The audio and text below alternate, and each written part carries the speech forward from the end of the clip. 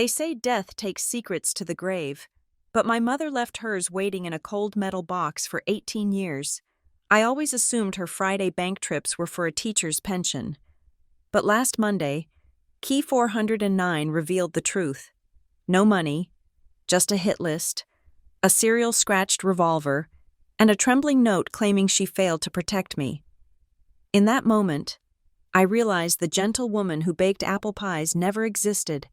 My name is Zoe Stonebridge, and I buried the only person who ever truly knew me under a sky that looked like bruised iron.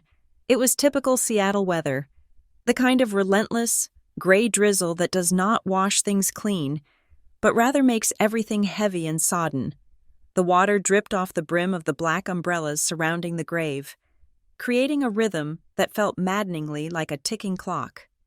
I stood there, watching the mahogany casket lower into the mud, and I felt absolutely nothing. That is the dirty little secret of grief that no one tells you about. In the beginning, there is no screaming, no tearing of clothes. There is just a numbness, a thick fog that wraps around your brain and tells you that this is just a logistical error, that Elena Stonebridge will be waiting at home with a pot of herbal tea and a question about my day at work. My mother was a woman of small, predictable habits. She was a high school mathematics teacher who believed that the world operated on solvable equations. If you worked hard, you earned stability. If you were kind, you received kindness. She lived a life so quiet it was almost silent. She wore cardigans in sensible beige and navy tones. She corrected grammar on restaurant menus with a gentle smile, and she never, ever raised her voice. Her life was a grid of straight lines and right angles, devoid of chaos, or so I thought, standing there in the mud, my heels sinking into the wet earth. I tried to summon a memory of her that felt spontaneous, but all I could recall was her rigid discipline. There was one habit, however, that stood out like a jagged rock in a smooth stream. Every single Friday at 2 p.m, my mother would leave the house. It did not matter if she had a fever of 101 degrees. It did not matter if the snow was piling up on the driveway or if the Seahawks were playing a historic game that had the rest of the city glued to their televisions. At 1:45, she would put on her raincoat, pick up her purse, and walk out to her 10-year-old Ford sedan. She would drive to the First Horizon Bank downtown. She never told me exactly why. When I was younger, I asked her once, and she just smiled that tight, secretive smile of hers and said she was securing my future.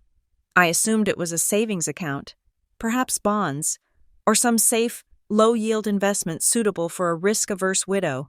I imagined she was depositing $20 or $50 a week, building a nest egg for my wedding or her own retirement.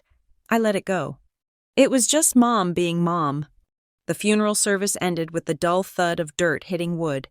The crowd was sparse, a few fellow teachers, some neighbors who brought casseroles, and a handful of former students who remembered her fondness for geometry proofs as the attendees drifted away towards their cars, eager to escape the rain. The family lawyer approached me. Mr. Abernathy was a man who looked like he had been carved out of old parchment, dry and brittle.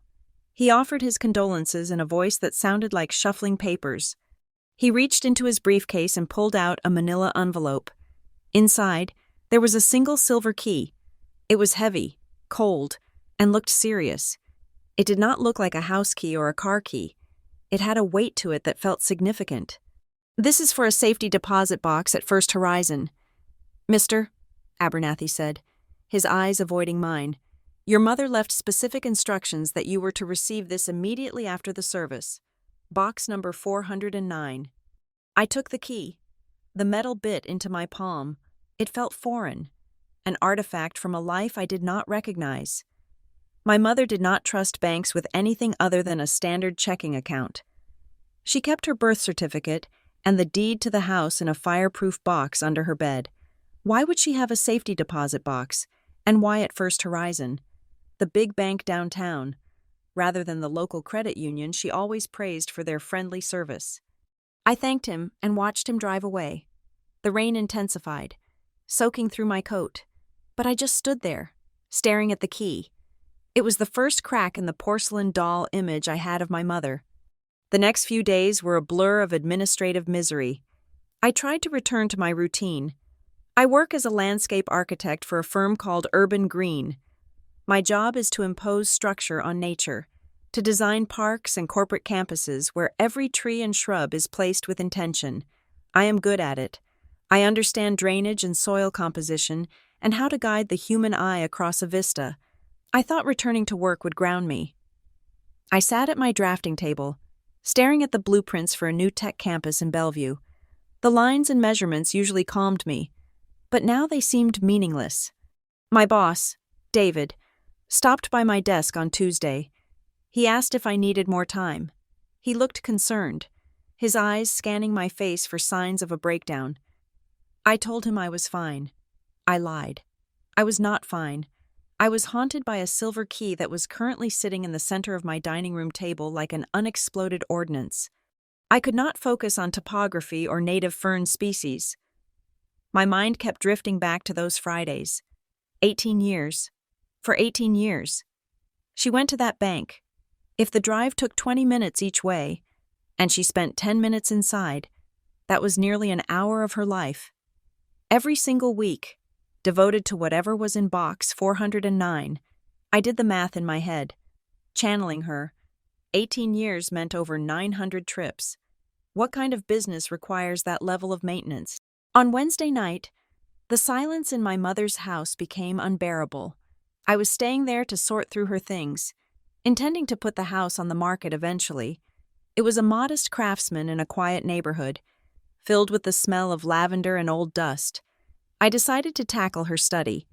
It was a small room off the kitchen where she graded papers and paid bills. I wanted to find answers. I wanted to find a bank statement, a policy document, anything that would explain the key. I opened her desk drawers. Everything was organized with terrifying precision. Pens were aligned by color. Paper clips were sorted by size. I found a stack of journals in the bottom drawer, bound in faux leather. My heart jumped. This was it. This was where she would have written down her thoughts, her worries, her hopes. I pulled out the journal from 2 years ago and opened it. Her handwriting was neat, looped cursive.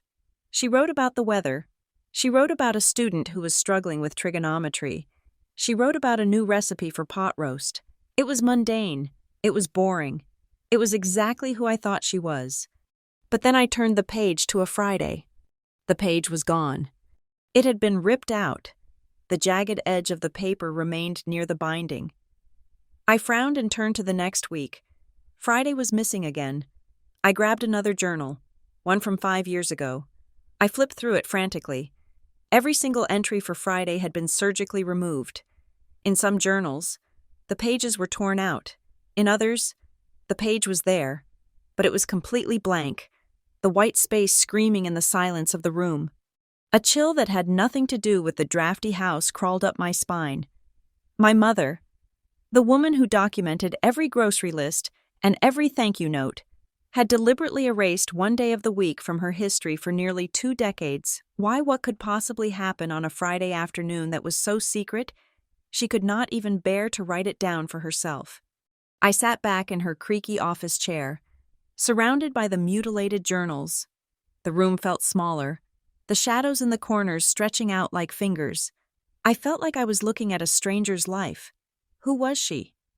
The woman who made me soup when I had the flu, or the woman who systematically destroyed evidence of her own life? I needed air. I stood up and walked to the living room window. It was late, past 11 at night. The street outside was dark, the streetlights reflecting in the puddles on the pavement. My eyes adjusted to the gloom, and that was when I saw him. There was a car parked across the street, 3 houses down. It was a black sedan, sleek and expensive, looking entirely out of place among the battered minivans and sensible hatchbacks of our neighborhood. A man was standing on the sidewalk, leaning against the passenger door. He was wearing a suit.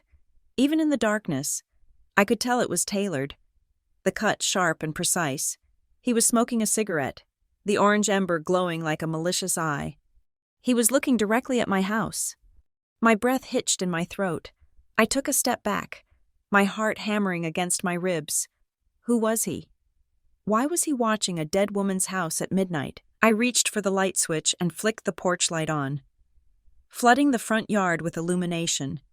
The man did not flinch. He did not run. He simply dropped the cigarette to the pavement, ground it out with the heel of a polished dress shoe, and stared for 1 second longer. Then, with a fluid, practiced motion, he got into the car. The engine didn't roar. It purred, a low, menacing sound. He drove away slowly, disappearing around the corner. I locked the door. Then I checked the deadbolt. Then I checked the back door and all the windows. I felt foolish, paranoid. Maybe he was just waiting for someone. Maybe he was an Uber driver taking a break. But deep down, in the pit of my stomach, I knew that was not true. He had the stillness of a predator. He was watching. I barely slept that night. Every creak of the floorboards sounded like footsteps. Every rustle of the wind in the trees sounded like a whisper. I lay in my childhood bed, clutching the safety deposit key in my hand until the metal grew warm against my skin. The questions were no longer just curious. They were urgent. The missing pages, the key, the man in the suit. They were connected by invisible threads that I was terrified to pull, yet I knew I had no choice. By Thursday morning, the anxiety was a physical vibration under my skin. I went to work, but I was useless.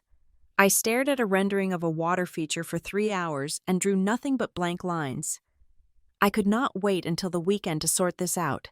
I could not wait for the appropriate time. My mother went to the bank on Fridays. Today was Thursday. I felt a superstitious urge to go on a Friday, to follow her ritual, but the memory of the man outside my house propelled me forward. I needed to know what was in that box before anyone else did. I had a sickening feeling that I was in a race I did not understand, running against competitors I could not see. I left work at 1 in the afternoon. I told David I had a meeting with the estate attorney.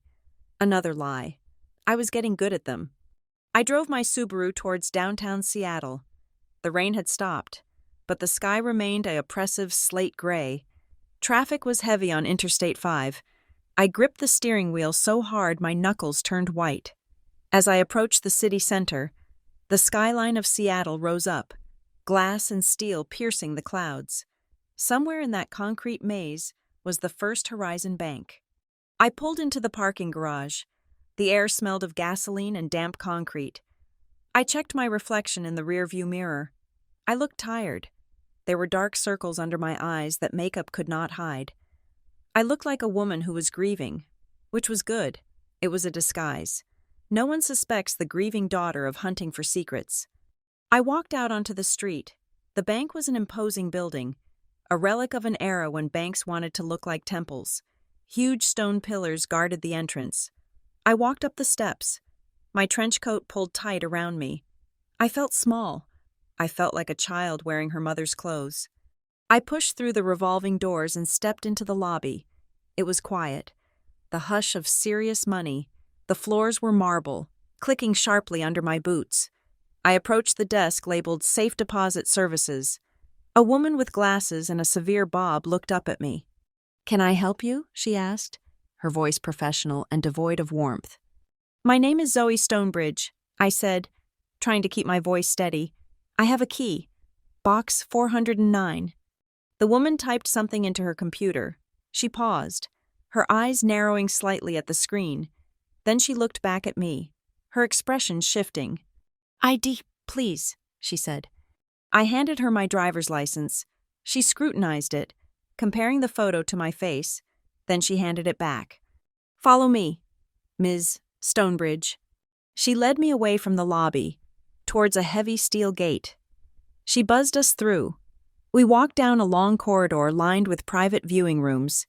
The air here was cooler, filtered and stale. It smelled of old paper and metal polish. We reached the vault door.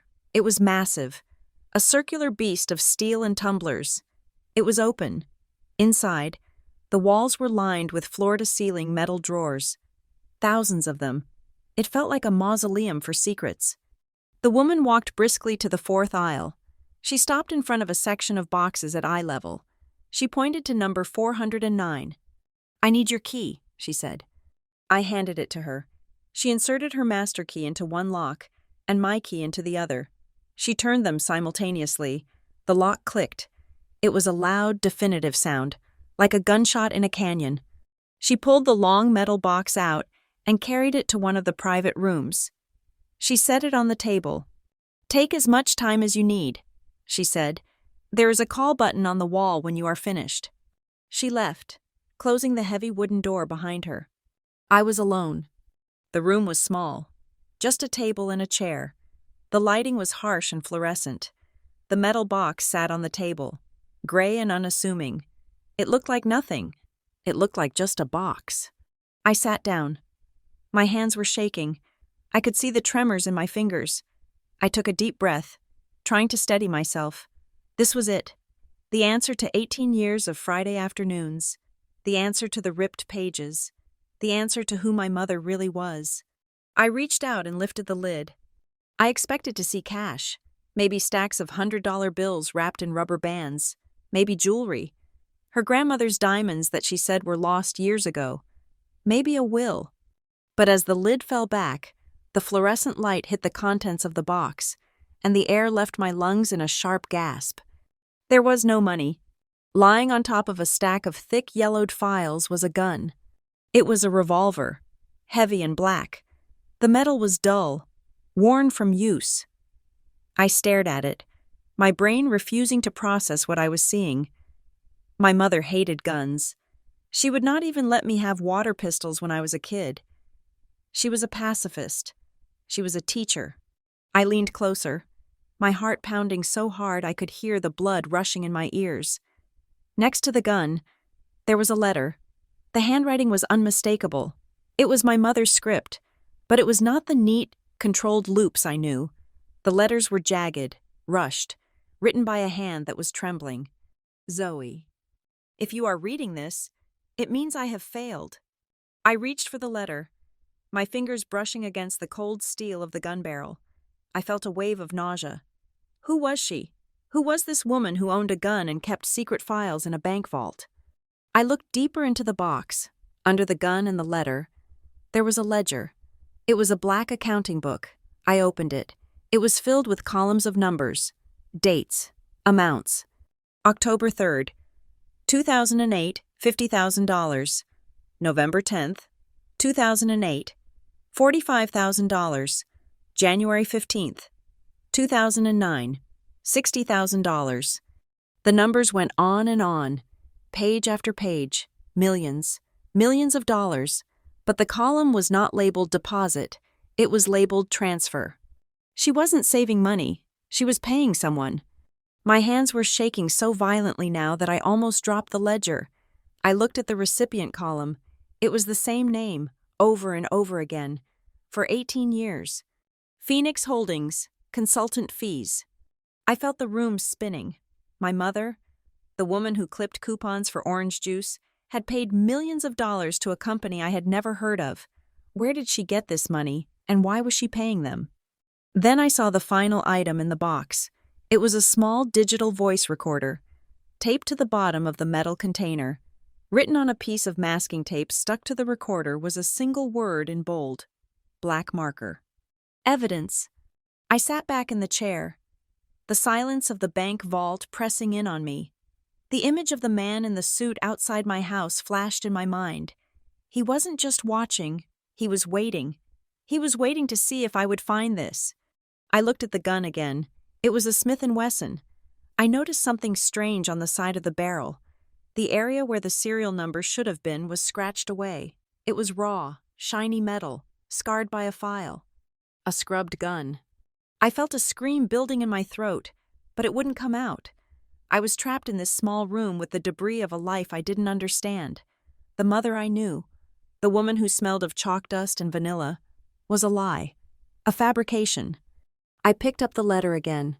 "Zoe, if you are reading this, it means I have failed to protect you. Now it is your turn to finish it." Finish what? The dread that had been building all week finally crashed over me. I wasn't just grieving anymore. I was in danger. And the only person who could tell me why was lying in a grave under 6 feet of wet Seattle dirt. I grabbed the table edge to steady myself. The walls felt like they were closing in. I had walked into this bank as a daughter. I was going to walk out as something else entirely. I just didn't know what yet. All I knew was that my hands were still shaking, and for the first time in my life, I wished I knew how to use a gun.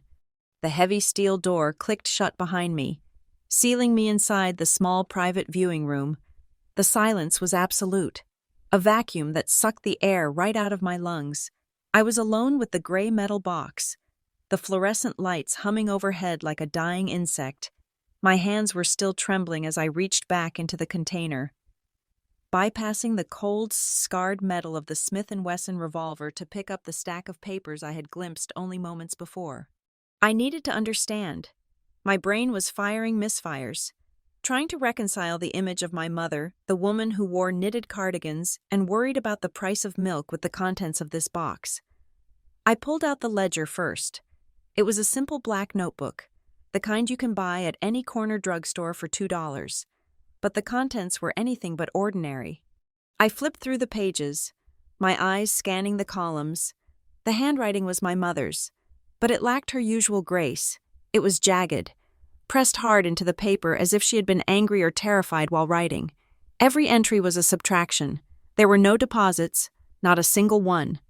February 4th, 2008, transfer to Phoenix Holdings, consultant fees, $12,000. March 3rd, 2008, transfer to Phoenix Holdings, consultant fees, $15,000. I turned the pages faster, the dates blurring. The amounts grew larger over time, $20,000, $50,000.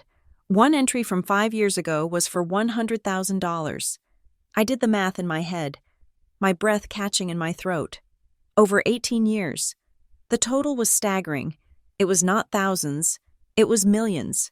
$3,400,000, to be precise. My stomach churned. We were never rich. We lived in a 3-bedroom house that needed a new roof. We drove used cars.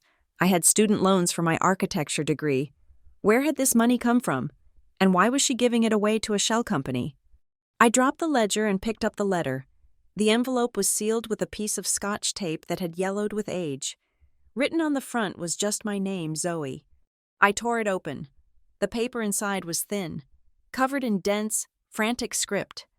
My dearest Zoe, if you are reading this, it means the worst has happened.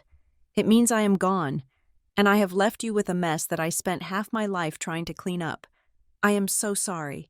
I wanted to be just a mother to you. I wanted to be the boring, safe mom who baked pies and graded papers. But that was a mask. Zoe. It was a costume I put on every morning to hide the fact that I was being hunted. You think we were middle class. You think my salary as a teacher was all we had. That was a lie. My grandfather, your great-grandfather, left a trust fund. It was the Stonebridge timber money, a secret inheritance meant to secure your life, your children's lives. It was millions of dollars. Zoe. And now, it is almost all gone. I did not spend it. I did not lose it. It was stolen from me, month by month, year by year, by the people behind Phoenix Holdings. I stopped reading, my vision blurring. The timber money. I remembered vague stories about wealthy ancestors, but Mom always dismissed them as fairy tales. She had sat on a fortune and lived like a pauper. Why? I forced my eyes back to the page. They forced me to pay, Zoe, because if I didn't, they were going to take you away from me. They were going to put you in prison. Do you remember the summer you were 14? The summer you had that terrible fever, you were sick for weeks, and when you woke up, you had forgotten almost the entire month of July. We told you it was meningitis. We told you the memory loss was a side effect of the high fever. That was a lie, too. I froze. I remembered that summer. I remembered waking up in a hospital bed, my head throbbing, a bandage on my forehead. Mom had been there, holding my hand, her face pale and drawn. She said I had been very sick. I never questioned it. I just accepted that July of that year was a black hole in my memory. It wasn't a fever. Zoe, it was a car accident. You were in the car. You were not driving, but you were there. There was a party. You snuck out. I don't know the full details even now, because you were in shock when I found you. But there was another car, a pedestrian, a young man named Thomas. He died that night. Zoe. The police report says you were behind the wheel. It says you were intoxicated. It says you killed him and fled the scene. I dropped the letter. It fluttered to the table, landing next to the gun. The room spun violently. Me a killer. I was 14. I was a bookworm who collected pressed flowers. I didn't drink. I didn't drive. This had to be insanity. My mother had lost her mind. But the letter continued, relentless. I know you didn't do it. I know my daughter. But the evidence was overwhelming. They had photos. They had witness statements. They had your fingerprints on the steering wheel. The people who approached me, they said they could make it all go away. They said they had connections. They said for a fee, the investigation would be buried, and you could live a normal life. If I didn't pay, they would release the file. You would be tried as an adult. You would spend your life in a cell. So I paid. I paid the first time. Then they came back next month. And the month after that, they bled me dry. Zoe, every Friday for 18 years. I bought your freedom with our family's legacy. I stood up, knocking the chair back against the wall with a loud clatter. I paced the tiny room, my hands gripping my hair. This was impossible. I had no memory of a crash. I had no memory of a boy named Thomas. But the scar on my forehead, the one I told everyone I got from falling off a bicycle, suddenly throbbed with a phantom pain. My entire life was a transaction. Every birthday party, every graduation, every peaceful Sunday morning, it was all purchased. My mother hadn't just been saving money. She had been paying a ransom. She had looked at me every day for 18 years, knowing this secret, carrying this guilt, and she had never said a word. She had let me believe she was just a simple teacher while she was being extorted by monsters. The anger hit me then, hot and blinding. It wasn't anger at my mother. It was anger at the people who had done this to her. They had taken her peace. They had taken her inheritance. They had turned her into a frightened woman who checked the locks 3 times a night, and they had used me as the weapon. I looked back at the box. There was one thing left, the recorder. I reached for it. It was small, old-fashioned, the kind used for dictation in the 90s. It was taped to the bottom of the box with duct tape. I peeled it loose. My thumb brushed against the play button.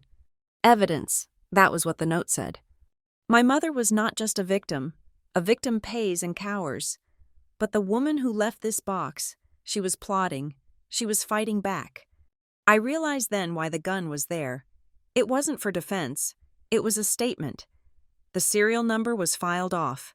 That wasn't the work of a suburban schoolteacher. That was the work of someone who had crossed a line. I sat back down, heavily. The tears finally came, hot and stinging, but they were not tears of grief. They were tears of rage. My mother had died of a heart attack 2 weeks ago. Or so the coroner said. But looking at these files, looking at the millions of dollars drained from her life, I knew the truth. Stress killed her. Fear killed her. These people, this Phoenix Holdings, they had drained the life out of her just as surely as if they had put a bullet in her chest. I picked up the recorder. It felt light in my hand, but I knew it held the weight of a sledgehammer. Zoe, if you are reading this, it means I have failed to protect you. Now it is your turn to finish it. I wiped my eyes with the back of my hand. The numbness of the funeral was gone. The confusion was gone. In its place was a cold, hard clarity. I was not just Zoe Stonebridge, landscape architect. I was the daughter of Elena Stonebridge, and I was the owner of Box 409. I gathered the papers. I put the ledger and the letter into my oversized handbag. I hesitated with the gun. It terrified me. It was cold and heavy and illegal, but I couldn't leave it here. It was part of the inheritance now. I wrapped the revolver in the silk scarf I was wearing and shoved it deep into my bag, next to my design sketchbook. Then I took the recorder. I stood up and smoothed my coat. I checked my reflection in the small mirror on the wall. I looked pale, ghostly, but my eyes were different. The fear was there, yes, but behind it, something else was kindling, a fire. I pressed the call button on the wall to summon the bank clerk. I was ready to leave the vault. I was ready to walk back out into the rain of Seattle. But I wasn't going back to my old life. That life was a fiction paid for with blood money. I was stepping into a new world, one where I had to find out what happened on a highway 18 years ago, and who was hiding behind the name Phoenix Holdings. The clerk opened the door. "All finished, Ms. Stonebridge?" she asked, her eyes flicking to my bag. "Yes," I said, and my voice surprised me. It was steady, it was low, it sounded like my mother's voice. "I am finished." But as I walked down the long corridor, the click of my heels echoing like pistol shots, I knew I was lying. I wasn't finished. I was just getting started. I sat in the driver's seat of my Subaru, the engine idling just to keep the heater running against the damp Seattle chill. The parking garage was dimly lit, casting long, skeletal shadows across the concrete walls. My hands, still trembling from the revelation in the vault, now clutched the small digital recorder. It felt like a live grenade. I had bought a fresh pair of batteries from the drugstore on the corner, my movements robotic, my mind racing. I pressed play. There was a hiss of static, then the sound of a chair scraping against a floor. My mother's voice cut through the noise, sounding younger. Perhaps, but undeniably, her. She sounded small. "I cannot do this anymore," she said. "The timber fund is nearly dry. There is nothing left to liquidate without selling the house. And if I do that, Zoe will ask questions." Then came the other voice. It was a man. His baritone was rich, smooth, and cultured. It was the kind of voice you heard reading audiobooks or giving toasts at charity galas. It was terrifyingly polite. "Elena, my dear," he said, and the endearment sounded like a curse. "We are not discussing a renegotiation of terms. We are discussing the continued freedom of your daughter. Do you think the statute of limitations protects a killer? We have the evidence. We have the blood. But 18 years, my mother sobbed. It was a sound I had never heard her make a raw, desperate keen. "I have paid you nearly $4 million. Surely that is enough." The man sighed, a sound of exaggerated patience. "It is enough when we say it is enough. Elena, Friday, 2 o'clock. Do not be late, or perhaps I should pay a visit to young Zoe at her architecture firm. I hear she's doing quite well at Urban Green. It would be a shame to interrupt such a promising career with a manslaughter charge." The recording ended with a sharp click. I sat in the silence of the parking garage, the blood draining from my face. I knew that voice. It was not a stranger's voice. It was woven into the fabric of my childhood. A voice that had told me ghost stories at barbecues. A voice that had offered toasts at holiday dinners. I closed my eyes, trying to deny it, but the memory was too sharp. I replayed the mental tape of my mother's funeral just 3 days ago. I saw the man standing by the grave, holding a black umbrella over my head. I felt his hand on my shoulder, heavy and comforting. "Zoe, if there is anything you need, anything at all, you come to me. Your mother was a saint." Marcus Thorne. The name tasted like ash in my mouth. Marcus Thorne was a pillar of Seattle society. He was a real estate mogul, a philanthropist who had his name on hospital wings and art galleries. He was my father's college roommate. After Dad died when I was 7, Marcus had been the one to check in on us.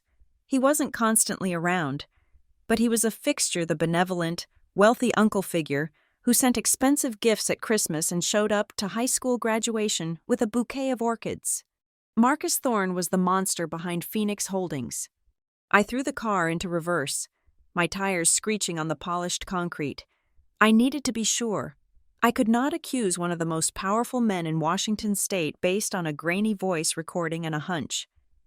I drove to a coffee shop 3 neighborhoods away, somewhere I never went, and set up a workstation in the back corner.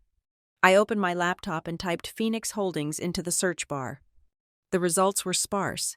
It was a generic name, designed to be invisible. I dug deeper, accessing the state business registry. Phoenix Holdings was an LLC, registered in Delaware. Its managing member was another company. Obsidian Ventures. I followed the trail of digital breadcrumbs, my architectural training helping me visualize the structure. It was a labyrinth of shells, layers of corporate obfuscation designed to hide the true owner. But every structure has a foundation. I found it in a forgotten lawsuit from 10 years ago. A contractor had sued Obsidian Ventures for unpaid wages on a luxury condo project. The legal documents listed a registered agent address.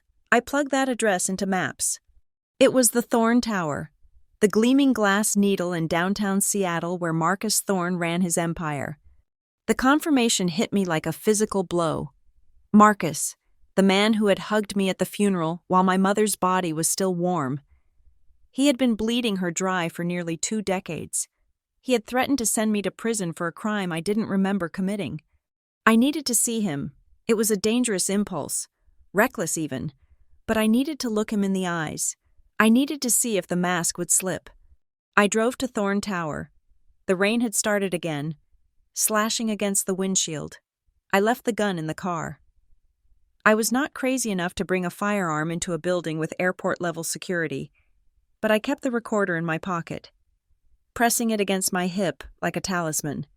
The lobby of Thorn Tower was a cathedral of capitalism.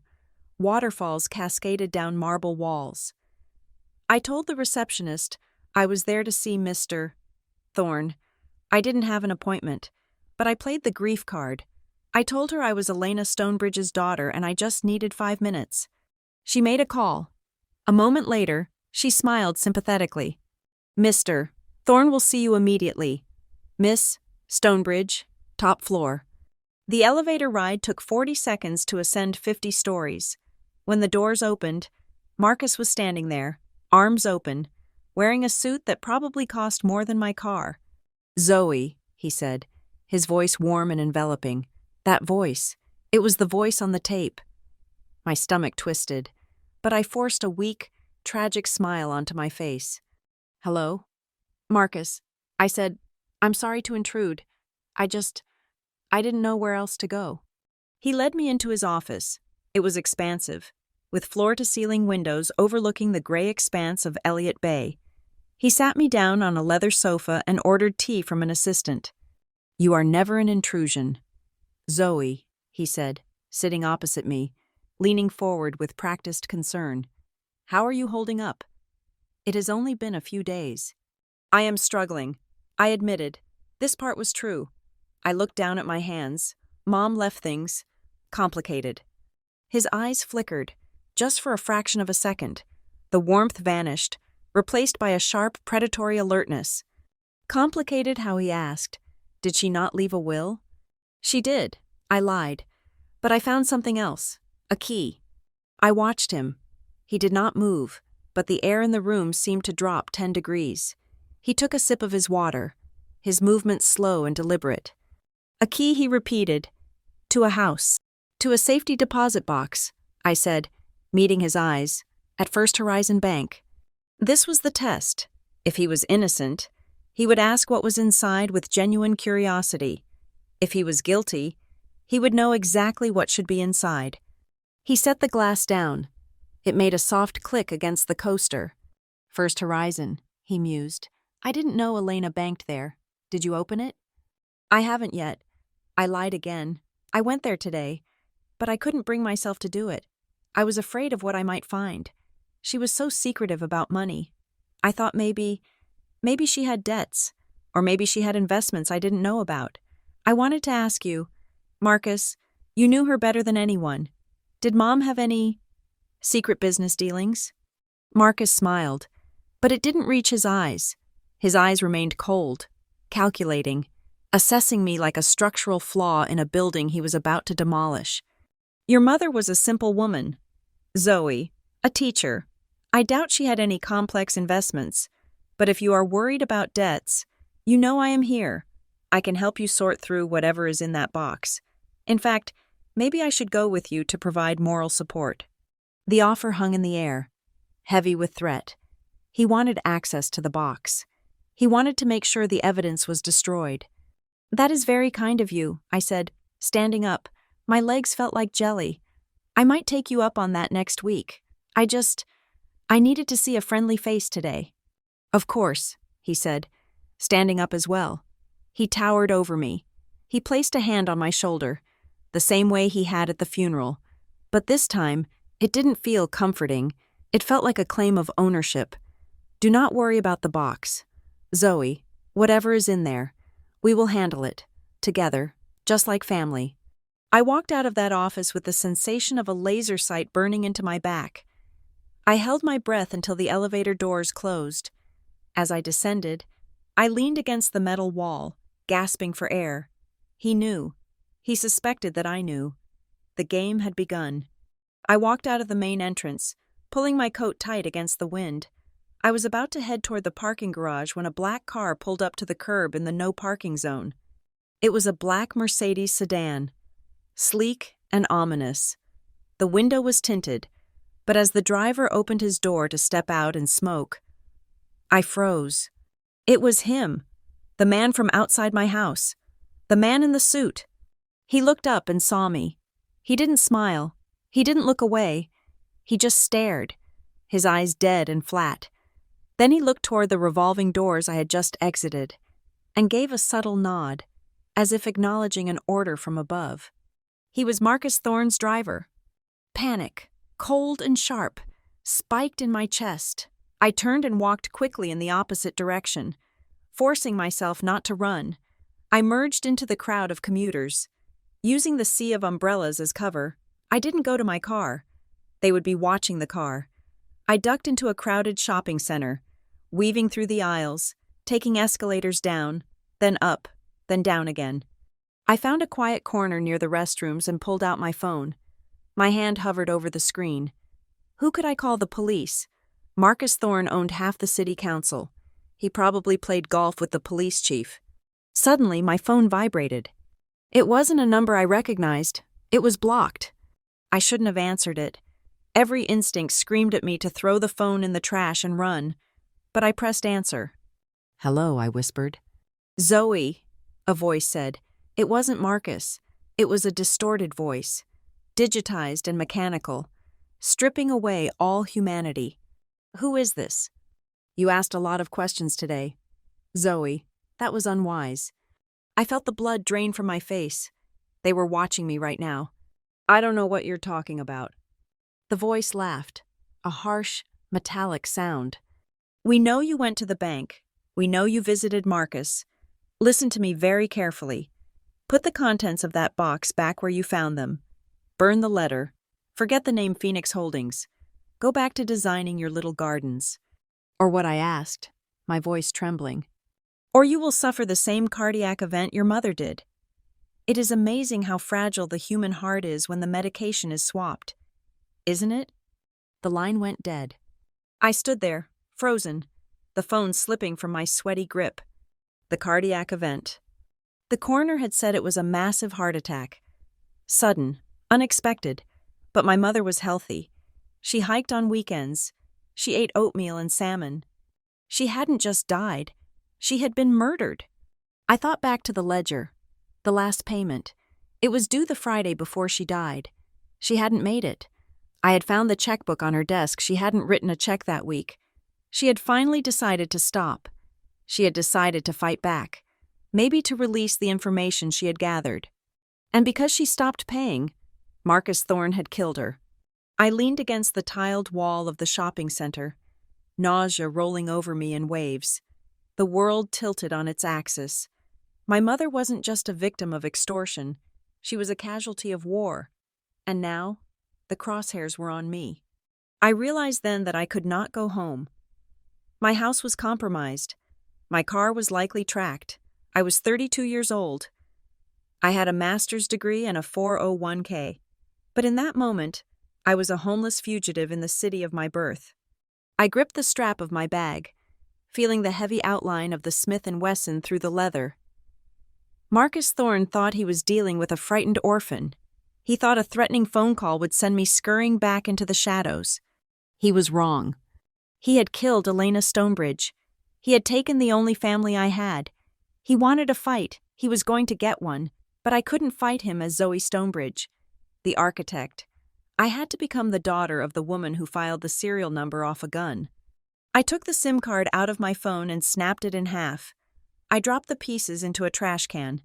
Then I turned and walked out the back exit into the rain, disappearing into the gray city that was now a battlefield. The rain in Seattle does not wash things away. It preserves them. It presses them into the pavement, sealing them under a layer of gray varnish.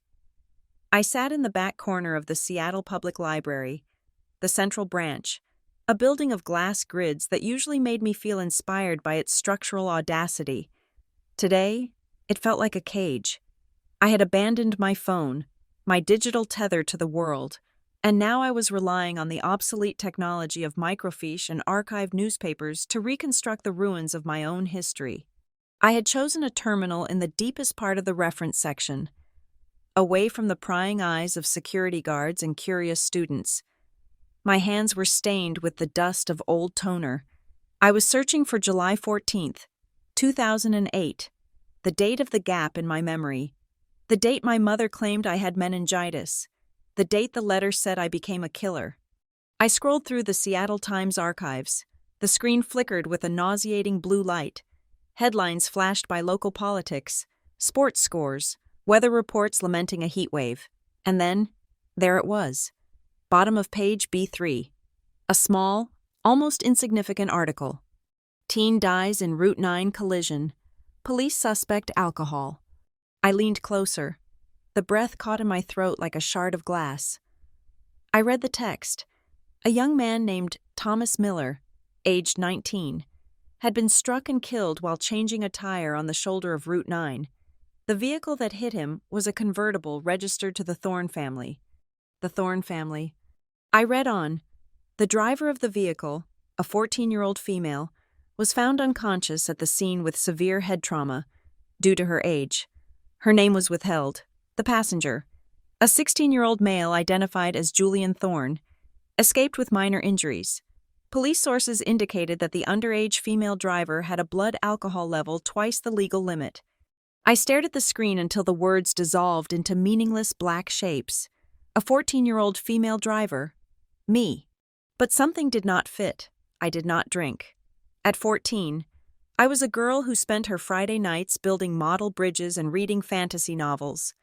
I had never touched a drop of alcohol in my life, and I did not know how to drive a stick shift, which that model of convertible certainly was.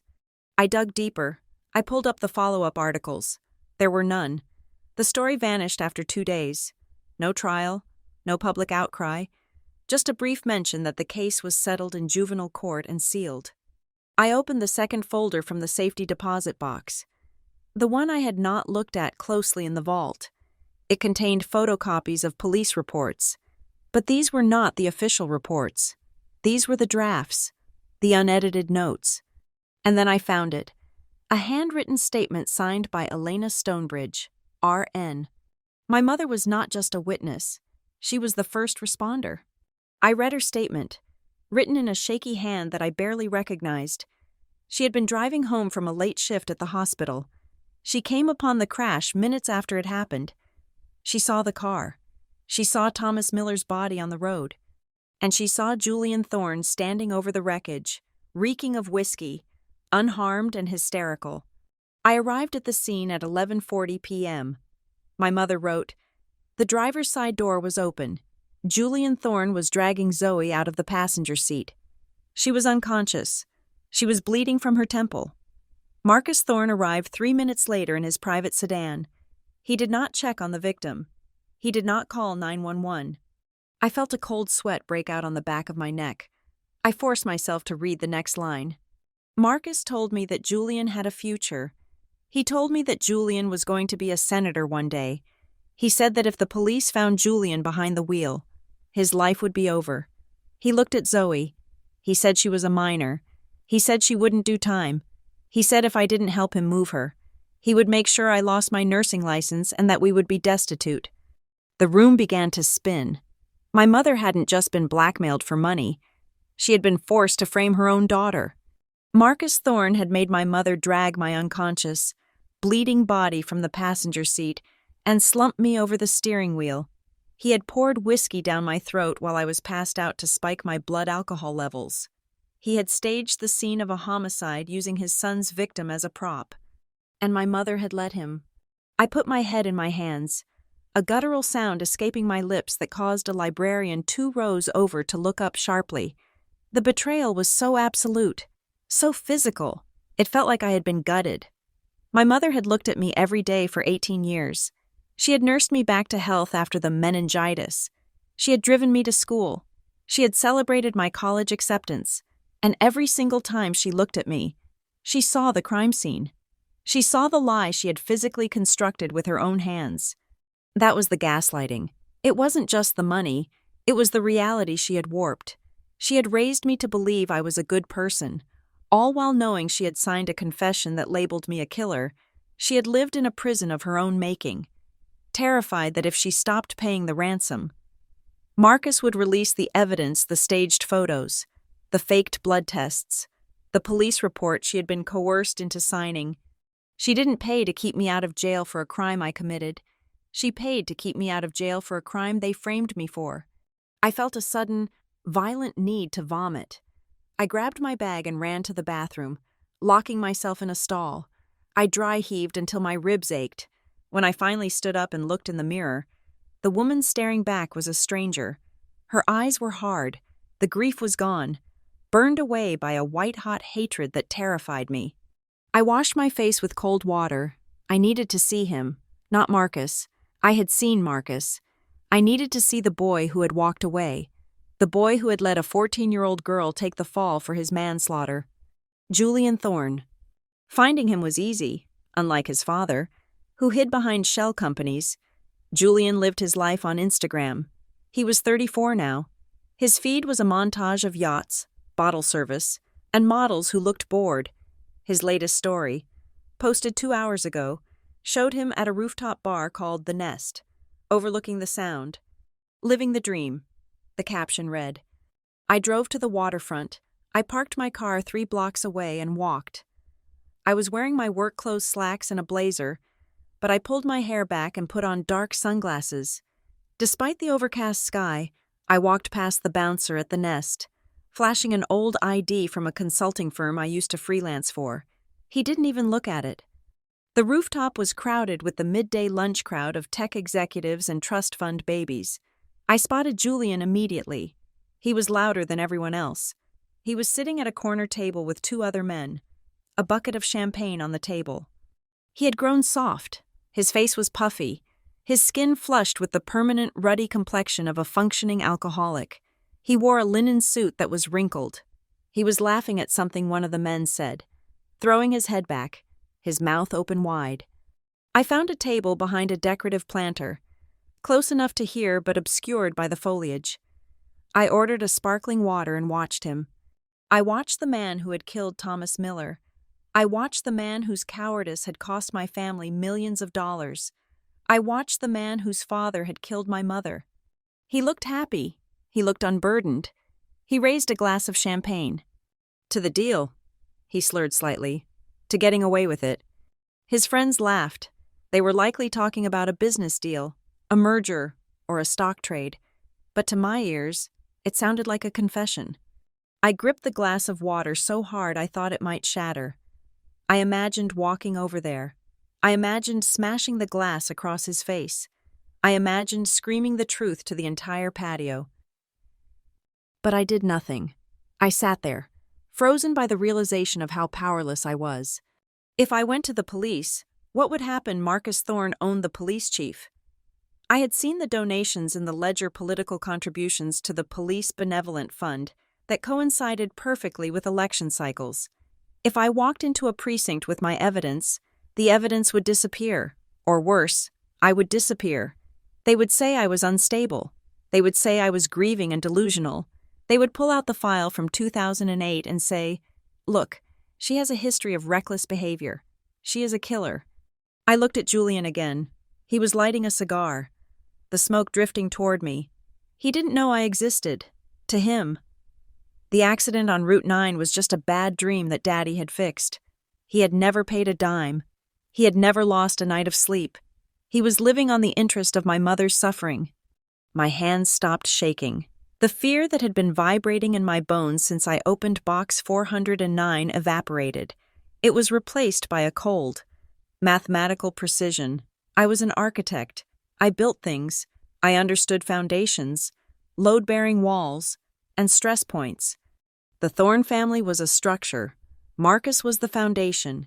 Julian was the facade. And my mother, in her genius, had left me the blueprints to bring it all down. I reached into my bag and touched the spine of the black ledger. I thought about the map I had found in the box, the one leading to a storage unit in Bremerton. I thought about the other hard drive she had hidden. Mom hadn't just been a victim, she had been a spy.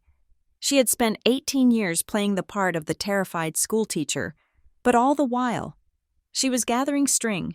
She was documenting every bribe, every dirty deal, every laundered dollar that passed through the accounts Marcus forced her to use. She had planned to destroy them. She was waiting for the right moment, but they got to her first. I stood up.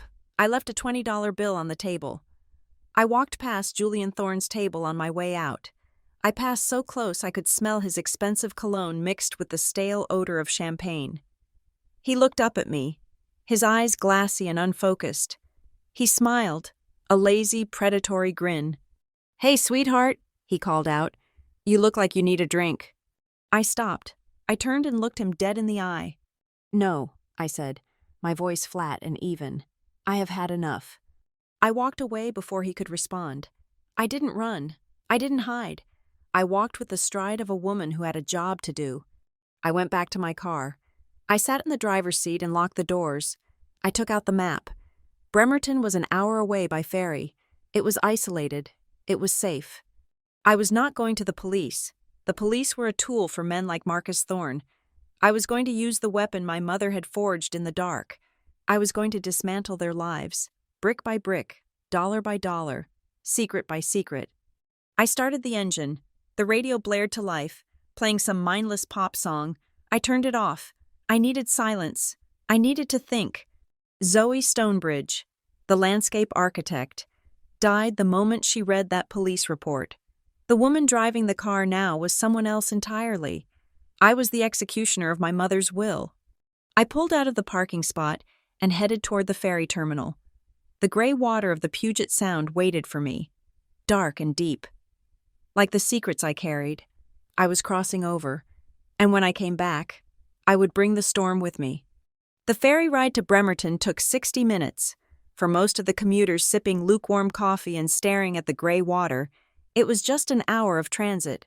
For me, it was a masterclass in forensic accounting.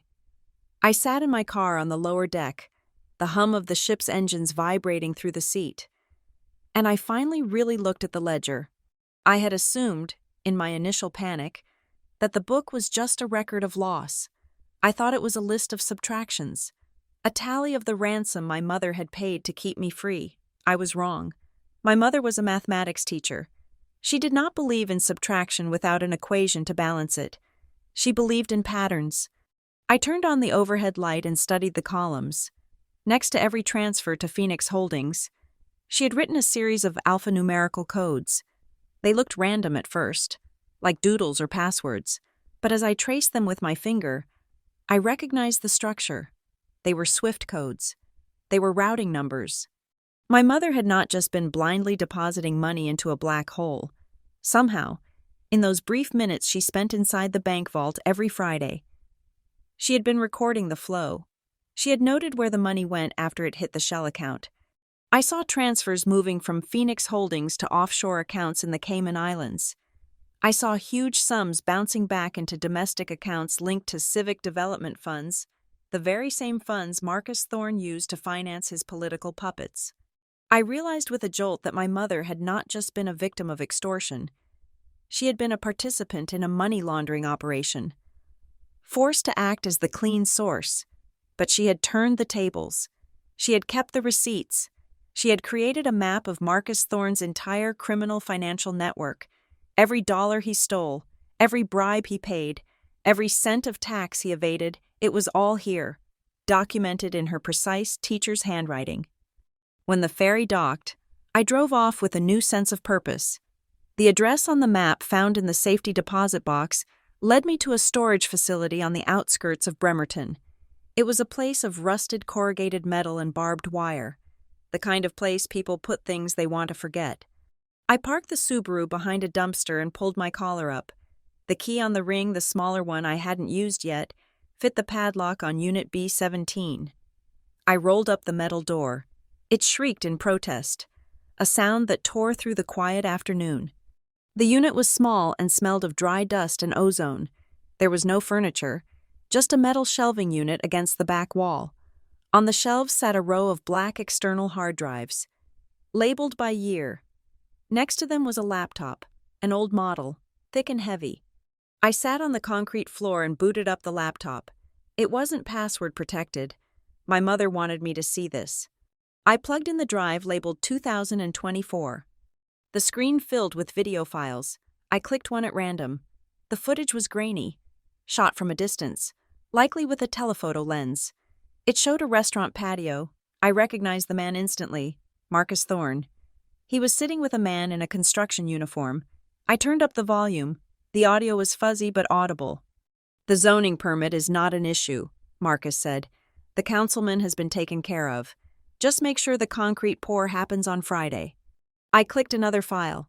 Marcus in a parking garage, handing a thick envelope to a man who looked suspiciously like the Seattle chief of police. Another file. Marcus arguing with Julian, his face twisted in rage, shouting about covering up a girl's overdose at a party. I sat there for hours, watching the reel of corruption play out. My mother had hired private investigators. She had used the very money Marcus forced her to withdraw to pay professionals to trail him. She had turned herself into the bankroll for his destruction. She wasn't just saving me from prison. She was building a case that would put Marcus Thorne away for 3 lifetimes. Then I found the file named The End. It was a text document. I opened it. It was dated January, just 3 weeks ago. "Zoe," it read, "if everything goes to plan, you will never see this storage unit. I am going to the FBI on February 10th. That is your 33rd birthday. I wanted to give you your life back as a gift.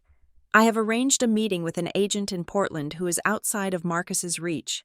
We are going to end this. Happy birthday. My love." I stared at the date. February 10th, next Tuesday. She was going to blow the whistle on my birthday.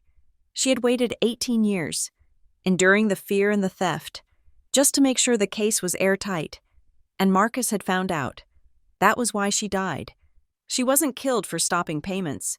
She was killed because she was about to drop a nuclear bomb on his empire. I closed the laptop, my hands shaking, not from fear this time, but from a cold, hard rage. I was holding the weapon she had died to forge. This wasn't just leverage. This was annihilation. But I needed to move. I couldn't stay here. I had the evidence, but I had no resources. My bank accounts were linked to my identity, which Marcus could likely track. I needed cash. I needed my passport. I needed the emergency stash I kept hidden in my apartment back in Seattle. It was a risk, going back, but I had no choice. I couldn't fight a war with $0 and the clothes on my back. I drove back to the city, taking the long way around to avoid the main highways. It was dark by the time I reached my neighborhood. I didn't park in front of my building. I parked 3 streets over, in a dark alley behind a grocery store. I approached my apartment building on foot. It was a converted warehouse in the industrial district, a trendy spot for young professionals. I loved it because of the exposed brick and the high ceilings. Now, I looked at it with the eyes of a fugitive. I entered through the basement service door.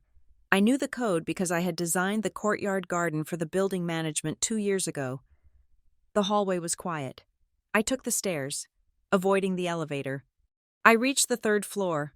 My apartment was at the end of the hall. I paused. Everything seemed normal. The hallway smelled of someone cooking garlic and onions.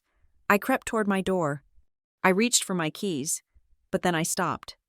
There was a scratch on the lock plate, a tiny, fresh silver gouge in the brass. I froze. I knelt down and put my ear to the door. Silence, but not empty silence. It was the heavy, waiting silence of a room that held a presence. Then, a floorboard creaked. It was the board near the kitchen island, The one I always meant to fix. Someone was inside. My heart hammered against my ribs like a trapped bird. They were waiting for me. Marcus hadn't just threatened me. He had sent a welcoming committee.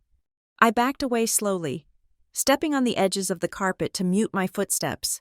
I needed to get out, but as I turned toward the stairwell, I heard the elevator ding. The doors slid open. 2 men stepped out. They were big, wearing leather jackets that didn't hide the bulk of shoulder holsters. They looked down the hall and saw me. "There she is," one of them shouted. I didn't think. I reacted. I spun around and ran not toward the stairs. They blocked that path but toward the end of the hallway, toward the window that overlooked the alley. "Stop," the man yelled. I heard the heavy thud of boots pounding against the floorboards. I reached the window. It was latched. I fumbled with the lock. My fingers slippery with sweat. It gave way.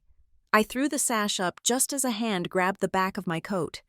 I screamed and twisted, swinging my heavy bag, the bag containing the hard drives and the gun, with all my strength. It connected with the man's face with a sickening crunch. He staggered back, swearing. I vaulted onto the sill and scrambled out onto the fire escape. I didn't go down. That was what they expected.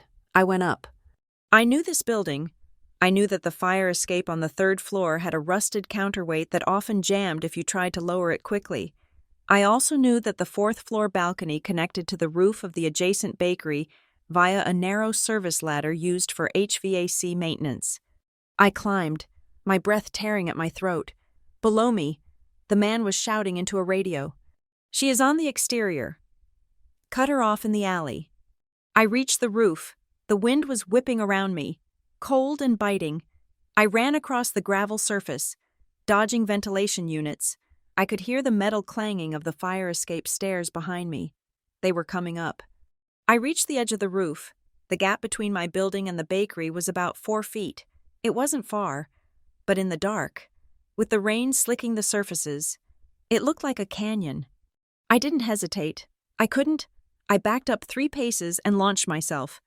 For a second, I was weightless, suspended over the drop that would surely break my legs or worse.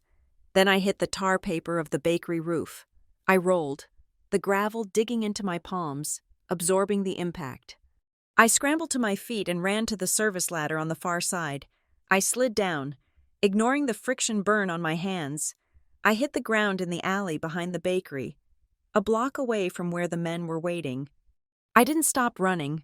I wove through the shadows, cutting through backyards and hopping fences. My architectural eye took over. I saw the city not as streets and buildings, but as pathways and obstacles. I knew which alleys dead-ended. I knew which fences had gates. I made it back to my car, my lungs burning, my clothes torn. I threw myself into the driver's seat and locked the doors. I didn't turn on the headlights. I just put it in drive and rolled slowly down the alley until I was 3 blocks away. Then I gunned it. I merged onto the highway, my hands gripping the wheel so hard they cramped. I checked the rearview mirror. No headlights followed me. I was safe, for now. But as the adrenaline faded, a cold reality settled in. I had lost my home. I had lost my safety. I had nothing but the clothes on my back and a bag full of digital ghosts. I reached into the bag and touched the cool metal of the hard drive. My mother had planned to give me freedom for my birthday. Instead, she had given me a war. I looked at the digital clock on the dashboard. It was 11:55 at night. In 5 minutes, it would be Friday. Friday, the day my mother always went to the bank, the day she died.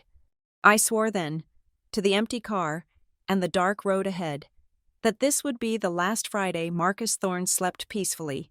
I had his secrets. I had his money trail. And now, thanks to his goons breaking into my home, I had no reason to hold back. I was done running. It was time to start hunting. The next 3 days were a blur of neon signs, damp motel sheets, and the metallic taste of adrenaline. I ceased to be Zoe Stonebridge, the woman who enjoyed oat milk lattes and organized her bookshelf by genre. I became a ghost haunting the fringes of Seattle. I stayed in motels along Aurora Avenue, the kind of places where the receptionist sat behind bulletproof glass and didn't ask for identification as long as you paid in cash. I slept in my clothes, the Smith & Wesson under my pillow, jumping at the sound of every passing siren. My routine was strict and paranoid. I bought burner phones from gas stations, paid with cash, and used them for exactly 6 hours before snapping the SIM cards in half and tossing them into storm drains. I ate from vending machines. I didn't shower because the idea of being naked and vulnerable, even for 5 minutes, made my skin crawl. But I wasn't just hiding, I was poking the bear. On Tuesday morning, I walked into a copy center in University District, wearing a baseball cap low over my eyes and a heavy scarf. I paid for 15 minutes of computer time with a crinkled $10 bill. I created a generic email address, something random and meaningless. Then, I attached a single file. It was a scan of a bank transfer from 2010. It showed a withdrawal of $50,000 from my mother's account, moving through 3 shell companies before landing in an account controlled by Obsidian Ventures. Subject line: I found the box. I typed Marcus Thorne's personal email address into the recipient field, an address I had found in my mother's digital contacts. My finger hovered over the enter key. This was the point of no return. Once I sent this, he would know that his break-in had failed. He would know I had the evidence. He would come for me with everything he had. I pressed send. The response was not digital. It was physical. Within 4 hours, the city felt different. I saw more police cars patrolling the streets. I saw black SUVs idling at intersections near my apartment building, which I drove past once from a safe distance just to check. Marcus was panicking. He was shaking the trees, trying to make me fall out. He knew that a single sheet of paper could end his career, and he knew I had thousands of them. I needed an ally. I had the ammunition, but I didn't have a gun big enough to fire it. The media was in Marcus's pocket. The police were compromised. I needed someone who had nothing to lose. I thought of Liam Miller. Liam was not related to the boy Julian had killed. Though the shared last name was a cruel irony, Liam was an investigative journalist who had been a rising star at the Seattle Times 5 years ago. He had written a series of exposés on corruption in the city's zoning board. He had gotten close to Marcus Thorne. Too close. Suddenly, a story broke about Liam fabricating sources. He was fired, sued for libel, and disgraced. He lost his career, his reputation, and his marriage. I remembered reading about it. At the time, I thought he was just a bad reporter. Now, looking at the patterns in my mother's ledger, I knew he had been framed. I found him in a dive bar in Georgetown, a neighborhood of old brick warehouses and industrial grit. It was 2 p.m, but the bar was dark. Liam was sitting in a booth, nursing a beer that looked warm. He looked older than his 38 years. His beard was gray and unkempt, and his eyes had the dull, flat look of a man who has stopped waiting for good news. I slid into the booth opposite him. He didn't look up. "We are not hiring," he grunted. "I am not looking for a job," I said. "I am looking for the man who almost took down Marcus Thorne." His head snapped up. His eyes narrowed, scanning my face. "Who are you?" "My name is Zoe Stonebridge," I said. "My mother was Elena Stonebridge. She died 2 weeks ago." He snorted and took a sip of his beer. "Never heard of her. If you are selling life insurance, you are barking up the wrong tree." "She worked for him," I said, leaning in. "Not officially. She was his bank. She laundered $4 million for him over 18 years, and she kept the receipts." Liam froze.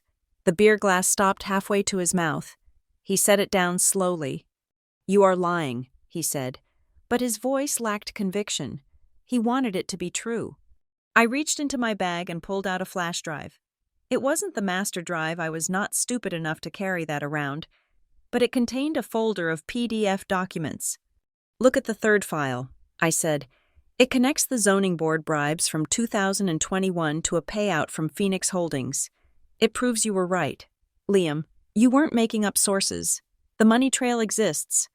He snatched the drive and pulled a battered laptop out of his messenger bag. He plugged it in. I watched his face as he read. First, there was skepticism, then shock, and finally, a slow, burning hunger. He scrolled through the documents, his eyes darting back and forth. "This is," he whispered, "this is everything. This is the Holy Grail." He looked at me, and the dullness was gone from his eyes. He looked like a wolf that had just caught the scent of blood. "Why bring this to me?" he asked. "Why not the feds?" "Because the feds take months," I said, "and I don't have months. Marcus knows I have this. He tried to have me killed 2 nights ago. I need to strike now. I need to destroy him publicly, completely, and immediately." Liam closed the laptop. He ran a hand through his messy hair, a grin spreading across his face. "Friday," he said. "What?" "This Friday," he said, "the Thorn Foundation Gala. It is the biggest event of the year. Every politician, every CEO, every judge in the state will be there. He is giving a keynote speech about integrity and family values. It is being broadcast live on local television." I felt a cold thrill run down my spine. It was poetic. Friday, my Mother's Day. "We are going to crash it," I asked. Liam laughed, a dry, rusty sound. "We are not just going to crash it. Zoe, we are going to hijack it, but we need more than financial records. People get bored with spreadsheets.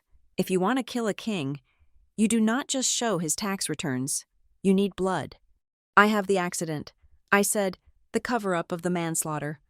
"Good," he said, "but it is 18 years old. He will spin it. He will say he was protecting his son, that it was a tragedy. We need something fresh. We need something that shows he is a monster today." I thought about the box. I thought about the fear in my mother's last letter. And then I realized what I had to do. "I need him to admit it," I said softly. "Admit what?" "That he killed her." Liam looked at me, his face serious. He did not ask if I was sure. He saw the conviction in my eyes. "How are you going to do that?" he asked. "He is insulated. He won't talk to you." "He will," I said, "if he thinks he has won." The plan was reckless. It relied on Marcus Thorne's arrogance, which was a vast resource, but still unpredictable. Liam spent the next 24 hours setting up the technical side. He had friends, hackers, and activists who hated the establishment as much as he did. They worked out how to splice a signal into the gala's AV system. My job was harder. I had to be the bait. On Thursday night, I sat in a phone booth, one of the few remaining in the city, outside a gas station in Renton. It was pouring rain. I had the digital recorder taped to the earpiece of the phone. I dialed Marcus's private cell number. I had found it in the contacts on my mother's laptop. He answered on the second ring. "Who is this?" "Marcus," I whispered. My voice was trembling. I didn't have to act much. I was terrified. "Zoe." His voice shifted instantly, becoming smooth and paternal. "Zoe, where are you?" "We have been worried sick. Why did you run?" "Please," I sobbed. "Please, I just want it to stop. I don't want the money. I don't care about the past. I just want to live." "Zoe, calm down," he said. "Nobody wants to hurt you. You are just confused. You found some old papers and you are imagining things. Just tell me where you are. I will send a car. We can talk about this." I saw them. "Marcus," I screamed, letting the hysteria rise. "I saw the men in my apartment. They had guns. You sent them to kill me." I could hear him pause. He was calculating. He thought I was breaking. He thought I was a scared little girl cowering in the dark. "Zoe, listen to me," he said, his voice dropping an octave, losing the fake warmth. "You are playing a game you do not understand. You have something that belongs to me. Return it, and you can go back to your plants and your drawings. Keep it, and there is no hole deep enough for you to hide in." I gripped the phone cord. I needed him to say it. I needed to push him over the edge. "I know why she stopped paying," I shouted. "I know she was going to the FBI. Is that why you did it? Is that why you killed her?" "Don't be ridiculous. Zoe, your mother had a weak heart." "Liar," I screamed. "She was healthy. She played tennis. You did something to her. You switched her pills. I found the bottle. Marcus, I found the bottle in her nightstand, and the pills don't match the label." It was a bluff, a complete guess. but it was an educated one based on the threat I had received from the digitized voice about cardiac events. There was a silence on the line, a long, heavy silence. I held my breath, praying that his ego would override his caution. He laughed. It was a soft, chilling sound. "You are smarter than you look, Zoe." I froze. "She was becoming a liability," he said, his tone conversational, as if discussing a business merger. 18 years is a long time. She was getting tired. She was getting brave. And brave people are dangerous. "So you admit it," I whispered. "You killed her." "I simply accelerated the inevitable," he said coldly. "Beta blockers are very specific medications. Zoe, if you replace them with a high-dose stimulant, well, the heart can only take so much strain." It was quick, much quicker than what will happen to you if you do not tell me where you are in the next 10 seconds. I looked at the recorder spinning silently on the receiver. I had it. I had the confession. I am at the station," I stammered, reverting to the act. "The bus station in Tacoma. Please don't hurt me." "Stay there," he commanded. "Do not move. I am coming for you." He hung up. I lowered the phone. The tears that had been streaming down my face during the call stopped instantly. I wiped my cheeks with my sleeve. I clicked stop on the recorder. I wasn't in Tacoma. I was 20 miles in the opposite direction. Marcus would send his goons to the bus station, and they would find nothing but empty benches. I stepped out of the booth into the rain. I felt lightheaded. The recording was short, less than 2 minutes, but it was the heaviest thing I had ever carried. He had admitted to swapping her medication. He had admitted to murder. I got back into my car where Liam was waiting in the passenger seat. He looked at me, his eyebrows raised. "Did you get it?" he asked. I held up the recorder. "He is going to send a team to Tacoma." I said, "That buys us time." Liam grinned, a sharp, savage expression. "Tomorrow is Friday," he said. "Yes," I replied, starting the engine. My mother went to the bank every Friday. It seems fitting that Marcus Thorne pays his debt on a Friday, too. We drove back toward the city, the lights of Seattle glowing against the dark clouds. I wasn't afraid anymore. The fear had been burned away by the truth. Marcus Thorne thought he was the hunter. He thought he was chasing a scared rabbit. He didn't realize that the rabbit had just handed a loaded gun to the wolf. Tomorrow night, the Thorne Empire was going to fall, and I was going to be the one to push the plunger. The Friday night rain in Seattle was not a drizzle. It was a curtain of water that blurred the city lights into streaks of neon and charcoal. I stood in the shadow of the service entrance of the Grand Pacific Hotel, the water soaking through the shoulders of my black maintenance jumpsuit. I had stolen the uniform from a laundry cart left unattended in an alleyway 2 blocks over. Underneath, I wore my own clothes. But for now, I needed to be invisible. I needed to be part of the infrastructure. Inside, the Thorne family gala was in full swing. It was the event of the season, a black-tie orgy of self-congratulation where Seattle's elite gathered to donate tax-deductible millions to Marcus Thorne's various shell charities. I could hear the muffled thump of the bass from the live orchestra seeping through the brick walls. It sounded like a heartbeat, slow and heavy. I checked my watch. It was 8:15. The keynote speech was scheduled for 8:30. I reached into my pocket and pulled out my old ID badge from Urban Green. My hand was shaking so badly I almost dropped it into a puddle. This was the weak link in the chain. Urban Green had designed the atrium gardens for the hotel 3 years ago. We had retained contractor access for maintenance, but I had been fired, or rather, I had abandoned my job 4 days ago. If the system had been updated, if David had reported my badge lost or stolen, the reader would flash red, and the silent alarm would summon the security team. I took a deep breath, inhaling the smell of wet pavement and diesel fumes. "Just do it, Zoe." I pressed the plastic card against the black reader next to the steel door. There was a pause, 1 second, 2 seconds, an eternity of silence where I imagined handcuffs snapping around my wrists. Then, a cheerful beep. The light turned green. The heavy magnetic lock disengaged with a solid clunk. I slipped inside and let the door close softly behind me. The service corridor was a different world from the velvet and crystal of the ballroom. It smelled of industrial cleanser and stale coffee. Pipes ran along the ceiling like exposed veins. I knew this layout. I had studied the blueprints of this hotel until they were burned into my retinas. I knew that this corridor led past the kitchens, took a sharp left at the laundry chute, and ended at the freight elevator that accessed the technical mezzanine. I started walking. I kept my head down, clutching a toolbox I had bought at a hardware store. It contained nothing but the hard drive, the gun, and a tangle of useless wires to look convincing. I passed a sous chef screaming at a line cook about scallop risottos. Neither of them looked at me. To them, I was just maintenance. I was part of the furniture. I reached the freight elevator and pressed the call button. The wait was agonizing.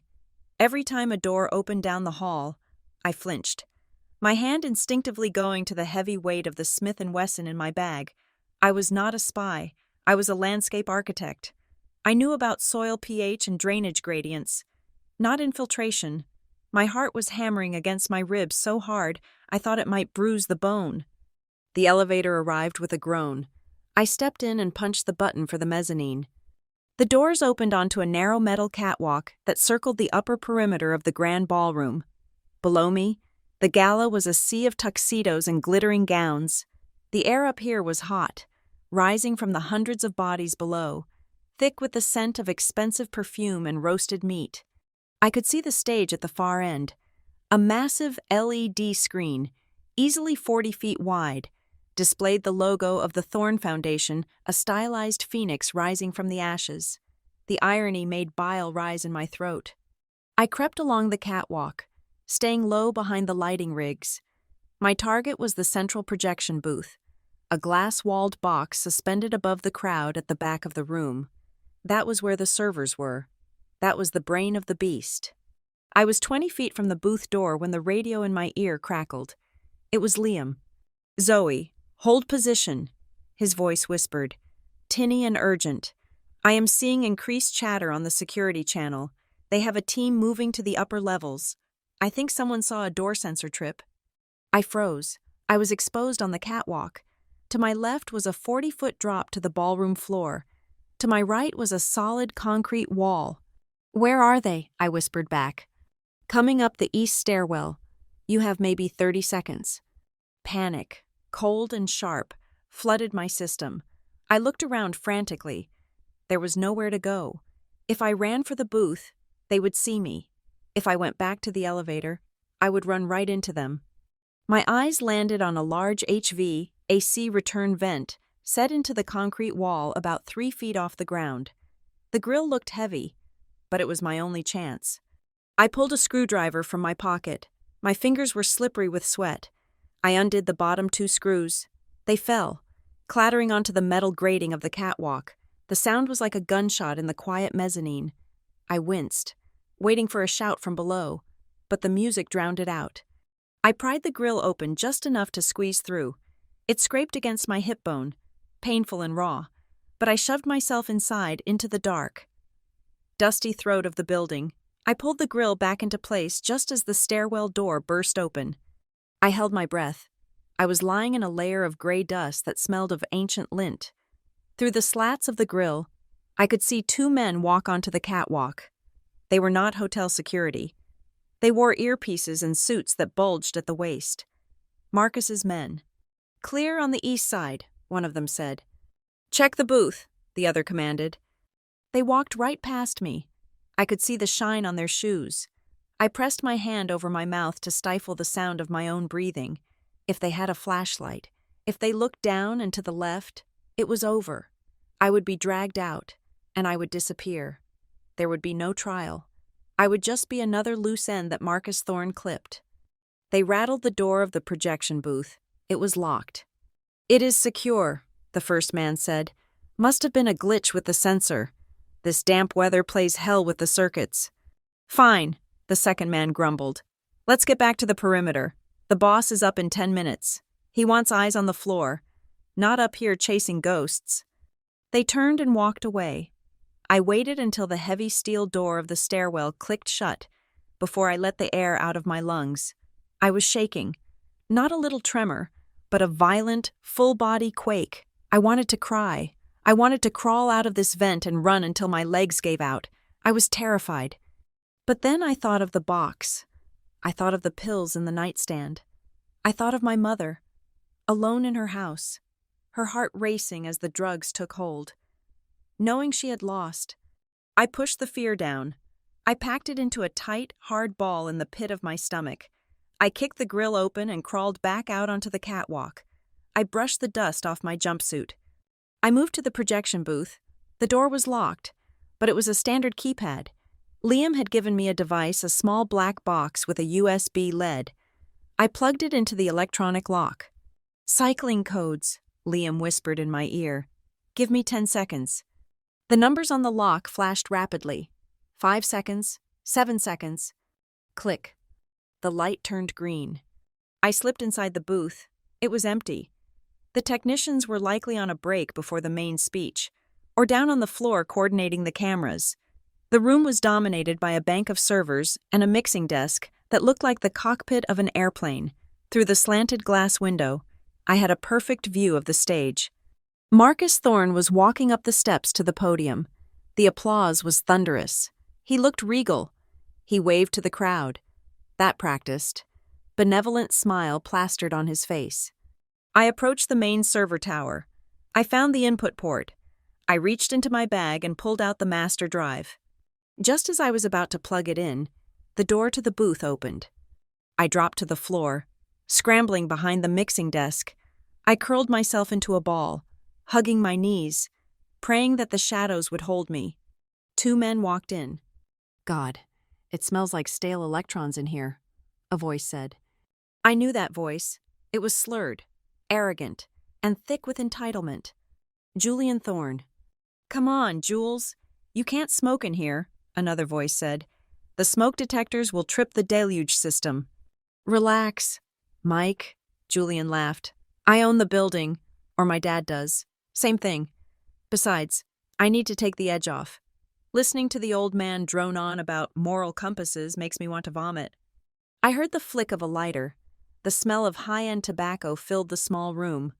I was trapped. I was 3 feet away from them. If Julian took 1 step around the desk, he would step on my hand. "He is really pushing the family man angle tonight," Mike said. "He has to," Julian replied, exhaling a cloud of smoke. "After that mess with the Stonebridge woman, he is paranoid." I stopped breathing. My heart stopped. "You mean the teacher Mike asked? The one who died last month?" "Yeah, the old biddy." Julian chuckled. It was a wet, ugly sound. She was finally going to grow a spine. Dad said she was threatening to talk to the feds. Can you believe the ungratefulness after everything we did for her? "Did for her?" Mike asked. "You mean paying her off?" "Keeping her kid out of jail," Julian corrected, his voice dropping to a conspiratorial whisper. "I mean, sure, I might have been the one driving that night on Route 9.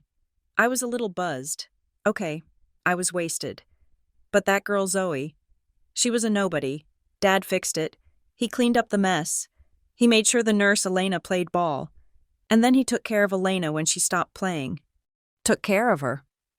Mike sounded nervous. "Let's just say she won't be writing any memoirs," Julian said. "Dad is thorough. He tied up the loose end, and now he is down there acting like a saint. It is hilarious." I listened to him laugh. It wasn't just a laugh. It was the sound of my life being mocked. It was the sound of my mother's murder being reduced to a punchline by the man who caused it all. The fear vanished. The terror of being caught. The fear of prison. The trembling in my hands, it all just evaporated. In its place was a clarity so sharp it felt like ice water in my veins. I wasn't a victim hiding in the dark anymore. I was the judgment they had been running from for 18 years. I waited. "All right, let's go back down," Julian said, stubbing out the cigar on the expensive console. "I need a refill before the toast." "You sure you are okay to drive later?" Mike asked. "I am always okay to drive," Julian said. "And if I crash, Dad will just find another scapegoat." They walked out, the door swinging shut behind them. I stood up. I wasn't shaking. I felt powerful. I felt dangerous. I looked down at the stage. Marcus Thorne was gripping the podium. his face projected onto the massive screen behind him. "My friends," Marcus boomed, his voice amplified by the million-dollar sound system, "we build our legacy not on wealth, but on truth, on the unwavering commitment to do what is right, even when it is hard." I looked at the server. I looked at the hard drive in my hand. "Truth," I whispered. I jammed the drive into the USB port. The computer screen flickered. A dialog box popped up. "External drive detected. Initiate override." I moved the mouse. The cursor hovered over the button. Liam's voice came through my earpiece. "Zoe, I see the connection. I am ready to bypass the firewall. On your mark." I looked at Marcus one last time. He looked so confident, so untouchable. "Do it," I said. I clicked the mouse. The upload bar appeared on the screen. It moved fast. 10%, 30%. I turned and walked to the glass window, looking down at the ballroom. I wanted to see it happen. I wanted to watch the world collapse. 50%. The video feed on the giant screen behind Marcus flickered. The logo of the rising phoenix distorted, pixelated, and then vanished. 70%. Marcus paused mid-sentence. He glanced over his shoulder. Confused. The crowd murmured. 90%. "Goodbye, Marcus," I said. "Upload complete." The screen went black for a heartbeat. The entire room held its breath. Then, the audio from my mother's recordings blasted through the speakers at maximum volume, shaking the crystal chandeliers. "I cannot do this anymore. The timber fund is nearly dry." And then, the image appeared. Not a phoenix, but a bank ledger, columns of red numbers, and a scanned police report with the name Julian Thorne highlighted in yellow. I stood in the booth, the architect of their destruction, and for the first time in 18 years, I didn't feel like I was falling. I felt like I was flying. Marcus Thorne stood alone in the center of the spotlight. He looked like a statue cast in bronze and self-righteousness. His hands gripped the sides of the podium, his knuckles white, not from nerves, but from the sheer intensity of his performance. He was selling a lie, and the room was buying it wholesale. "Family," Marcus boomed, his voice resonating through the cavernous ballroom, bouncing off the gold leaf ceiling and settling over the tuxedoed crowd like a benediction. "It is not just blood, it is a promise to protect, a promise to nurture." When I look out at this room, I do not just see donors, I see guardians of our city's future. We carry the weight so that others do not have to. We make the hard choices. I stood behind the tinted glass of the projection booth, looking down at him like a sniper aligning a shot. The irony was so thick it tasted like iron in my mouth. He was talking about protection while the ghost of the woman he murdered hovered over his shoulder. He was talking about hard choices when his entire life was built on the easy path of bribery and violence. I glanced at the server screen. The upload bar hit 100%. "Now," I whispered. I hit the enter key. The effect was instantaneous. It wasn't a flicker. It was a violent seizure of the system. The massive LED screen behind Marcus, which had been displaying a soft, looping video of smiling children in a park, suddenly cut to black. The music, a swelling orchestral piece meant to evoke patriotism and generosity, cut out with a screech of feedback that made half the room cover their ears. Marcus paused. He looked confused. He tapped the microphone. "It seems we are having some technical difficulties," he joked, flashing a charming, apologetic smile to the front row. "If the AV team could—" The screen exploded into light. It wasn't the Thorne Foundation logo. It was a scanned document. It was blown up to 40 feet wide. The resolution crisp and damning. It was a bank statement from First Horizon Bank. The header read, "Elena Stonebridge." The transaction line was highlighted in a brutal, neon red. "Transfer to Phoenix Holdings, $50,000. A murmur rippled through the crowd. People squinted, trying to understand. Was this part of the presentation? Was this a donation? Then the image changed, faster this time. A police report. Suspect Julian Thorne. Charge vehicular manslaughter. Status sealed. A photo of a bruise on my mother's arm, taken by the private investigator she had hired years ago. A copy of a wire transfer from Phoenix Holdings to the personal account of the city council president, who was currently sitting at table 4, raising a glass of champagne to his lips. The murmur turned into a gasp. The council president froze, the champagne spilling onto his white shirt. Marcus turned around. He looked up at the screen. I saw the blood drain from his face. It didn't happen slowly, it happened all at once, leaving him looking gray and waxy, like a corpse that had been propped up for a viewing. "Turn it off," he screamed, his voice cracking. It was not the voice of a statesman, it was the shriek of a terrified child. "Cut the feed." But the feed did not cut. The visuals vanished, replaced by a single, static image of Julian Thorne, red-faced and sweating, holding a cigar, and then the audio began. It wasn't the video audio, it was the recording from the phone booth. It was the conversation I had with Marcus only 24 hours ago. My voice rang out, sobbing, terrified. "I found the bottle." "Marcus, I found the bottle in her nightstand and the pills don't match the label." The ballroom went deathly silent. 600 people held their breath. Then came Marcus's voice, clear, arrogant, undeniable. She was becoming a liability. 18 years is a long time. She was getting tired, and brave people are dangerous. "So you admit it. You killed her." "I simply accelerated the inevitable. Beta blockers are very specific medications. Zoe, if you replace them with a high-dose stimulant, well, the heart can only take so much strain." The confession hung in the air, echoing off the marble walls. It was a physical blow. I saw people in the front row actually recoil, pressing themselves back into their chairs. The silence that followed was heavy, suffocating. It was the sound of an entire social hierarchy shattering in real time. Marcus stood on the stage, his mouth opening and closing, but no sound came out. He looked small. The spotlight, which had been his ally moments ago, was now an interrogation lamp, exposing every line of panic on his face. Then, the doors at the back of the ballroom burst open. It wasn't hotel security. It was a phalanx of men and women in windbreakers labeled FBI. Liam had come through.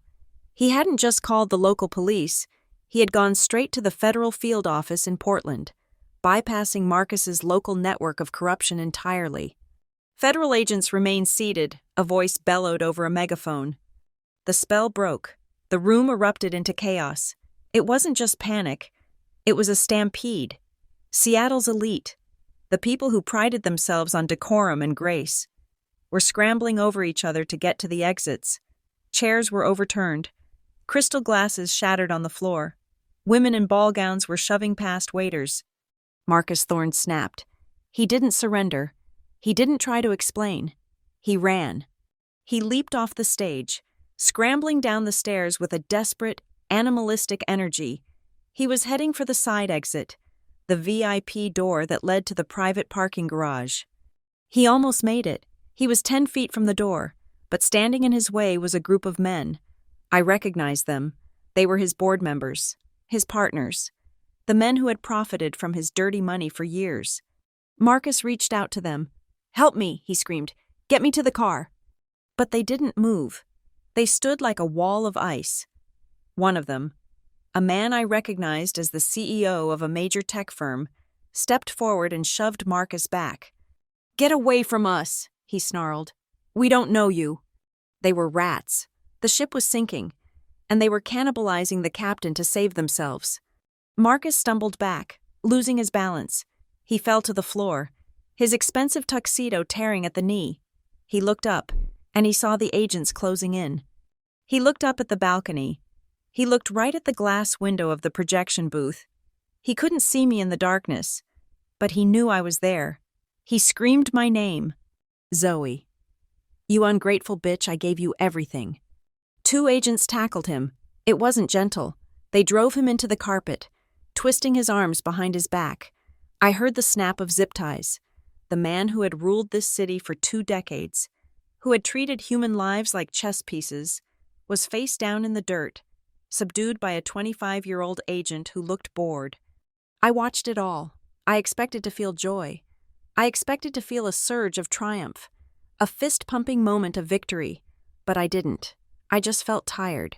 A deep, bone-weary exhaustion that seeped into my marrow. I felt the weight of the last 18 years lifting, but it left a soreness behind, like a phantom limb. Then I heard the screaming. It wasn't Marcus, it was Julian. He was standing near the bar, surrounded by a separate team of agents. He wasn't fighting like his father. He was collapsing. He was weeping, snot running down his face, his hands shaking so hard he dropped his glass. "It wasn't me," he shrieked, his voice high and thin. "It was him. It was my dad. He made me leave the scene. I wanted to call the cops. He told me to get in the car." He was pointing a shaking finger at his father, who was being hauled to his feet by the agents. "He killed that nurse," Julian sobbed, incriminating himself and his father in a single breath. "I didn't know he was going to kill her. I just wanted the money. He told me she was taken care of." The cameras were rolling. The news crews, who had been there to cover a puff piece about charity, were now filming the greatest scandal in the state's history. Julian Thorne, the golden boy, the heir apparent, was crying for his mommy and selling out his father on live television. I turned away from the window. I couldn't watch anymore. It was grotesque. It was a tragedy of Shakespearean proportions, but it was a tragedy without dignity. I looked at the server one last time. The screen was still displaying the loop of evidence, the black ledger, my mother's handwriting. Transfer to Phoenix Holdings. I reached out and pulled the master drive from the port. The screen didn't change. The virus I had uploaded ensured the loop would play until someone physically cut the power to the building. I put the drive in my pocket. I picked up my bag. I walked out of the booth. The corridor was empty. Everyone was downstairs, watching the immolation of the Thorne dynasty. I walked to the freight elevator. I pressed the button for the ground floor. I checked my reflection in the polished steel doors. My face was smudged with dust from the ventilation shaft. My hair was a mess. My eyes were red. But I looked like her. For the first time in my life, I looked in the mirror and I didn't see the scared girl who couldn't remember her 14th summer. I saw Elena Stonebridge. I saw the woman who had walked into a bank every Friday for 18 years and looked the devil in the eye without blinking. The elevator arrived. I stepped in. I descended past the chaos, past the screaming, past the flashbulbs. I was going down to the street. I was walking out into the rain. I had entered this hotel as a ghost. I was leaving it as a survivor. The elevator doors opened onto the loading dock. The cool night air rushed in, smelling of rain and the sea. It was the sweetest thing I had ever smelled. I walked out into the alley. I didn't look back at the hotel. I didn't need to. The fire I had started was burning bright enough to light up the entire city. I pulled my coat tight around me. I had no car. I had left it blocks away. I had no home to go to. I had no job. But as I walked down the wet pavement, listening to the distant sirens converging on the Grand Pacific Hotel, I realized I had something much more valuable. I had my name back. And somewhere, in the quiet dark of the afterlife, I hoped my mother was finally resting. I hoped she saw Marcus on his knees. I hoped she saw the ledger on the 40-foot screen. Paid in full. "Mom," I whispered to the rain. "Paid in full." The heavy steel door of the service exit slammed shut behind me, cutting off the cacophony of the ballroom. The sudden silence of the alley was jarring. I stood there for a moment, letting the cold rain wash over my face, mixing with the sweat and grime of the ventilation shaft. I took a deep breath, expecting it to taste like freedom. Instead, it tasted like ozone and wet asphalt. The sirens out front were deafening, a symphony of chaos that I had orchestrated. But back here, in the shadows of the loading docks, the city felt dead. I adjusted the strap of my bag on my shoulder. It felt heavier now, weighted down not just by the laptop and the gun, but by the enormity of what I had just done. I had toppled a king. I had destroyed a dynasty. I should have been running, putting as much distance between myself and the Grand Pacific Hotel as possible. But my legs felt like lead. I walked toward the end of the alley, my boots splashing in the puddles. I needed to find a taxi. I needed to get to a motel, any motel, and sleep for a week. I turned the corner, stepping out onto the glistening pavement of a side street. It was deserted, the streetlights reflecting off the slick black road. Then, a car door opened. It was a sound I had learned to fear over the last week, the heavy, expensive thud of a luxury sedan. I froze. Parked against the curb, hidden by the shadows of a construction scaffolding, was the black Mercedes, the same car that had parked outside my mother's house, the same car that had idled outside Thorn Tower. A figure stepped out. It was not Marcus. Marcus was currently being read his Miranda rights by federal agents. It was not Julian. Julian was sobbing into a martini glass on live television. It was the driver, the fixer. He was a man I had only ever seen from a distance or through the tinted glass of a windshield. Up close, he was terrifying. He was not big in the way a bouncer is big. He was compact, wired with a tension that radiated violence.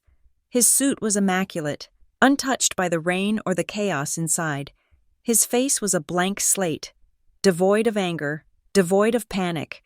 It was the face of a machine that had been given a final directive. He raised his arm. In his hand was a pistol. It was steady. "Get in the car, Ms. Stonebridge," he said. His voice was like grinding gravel. I took a step back, my hands raising instinctively. "It is over," I said, my voice shaking. "The FBI is here. Marcus is in custody.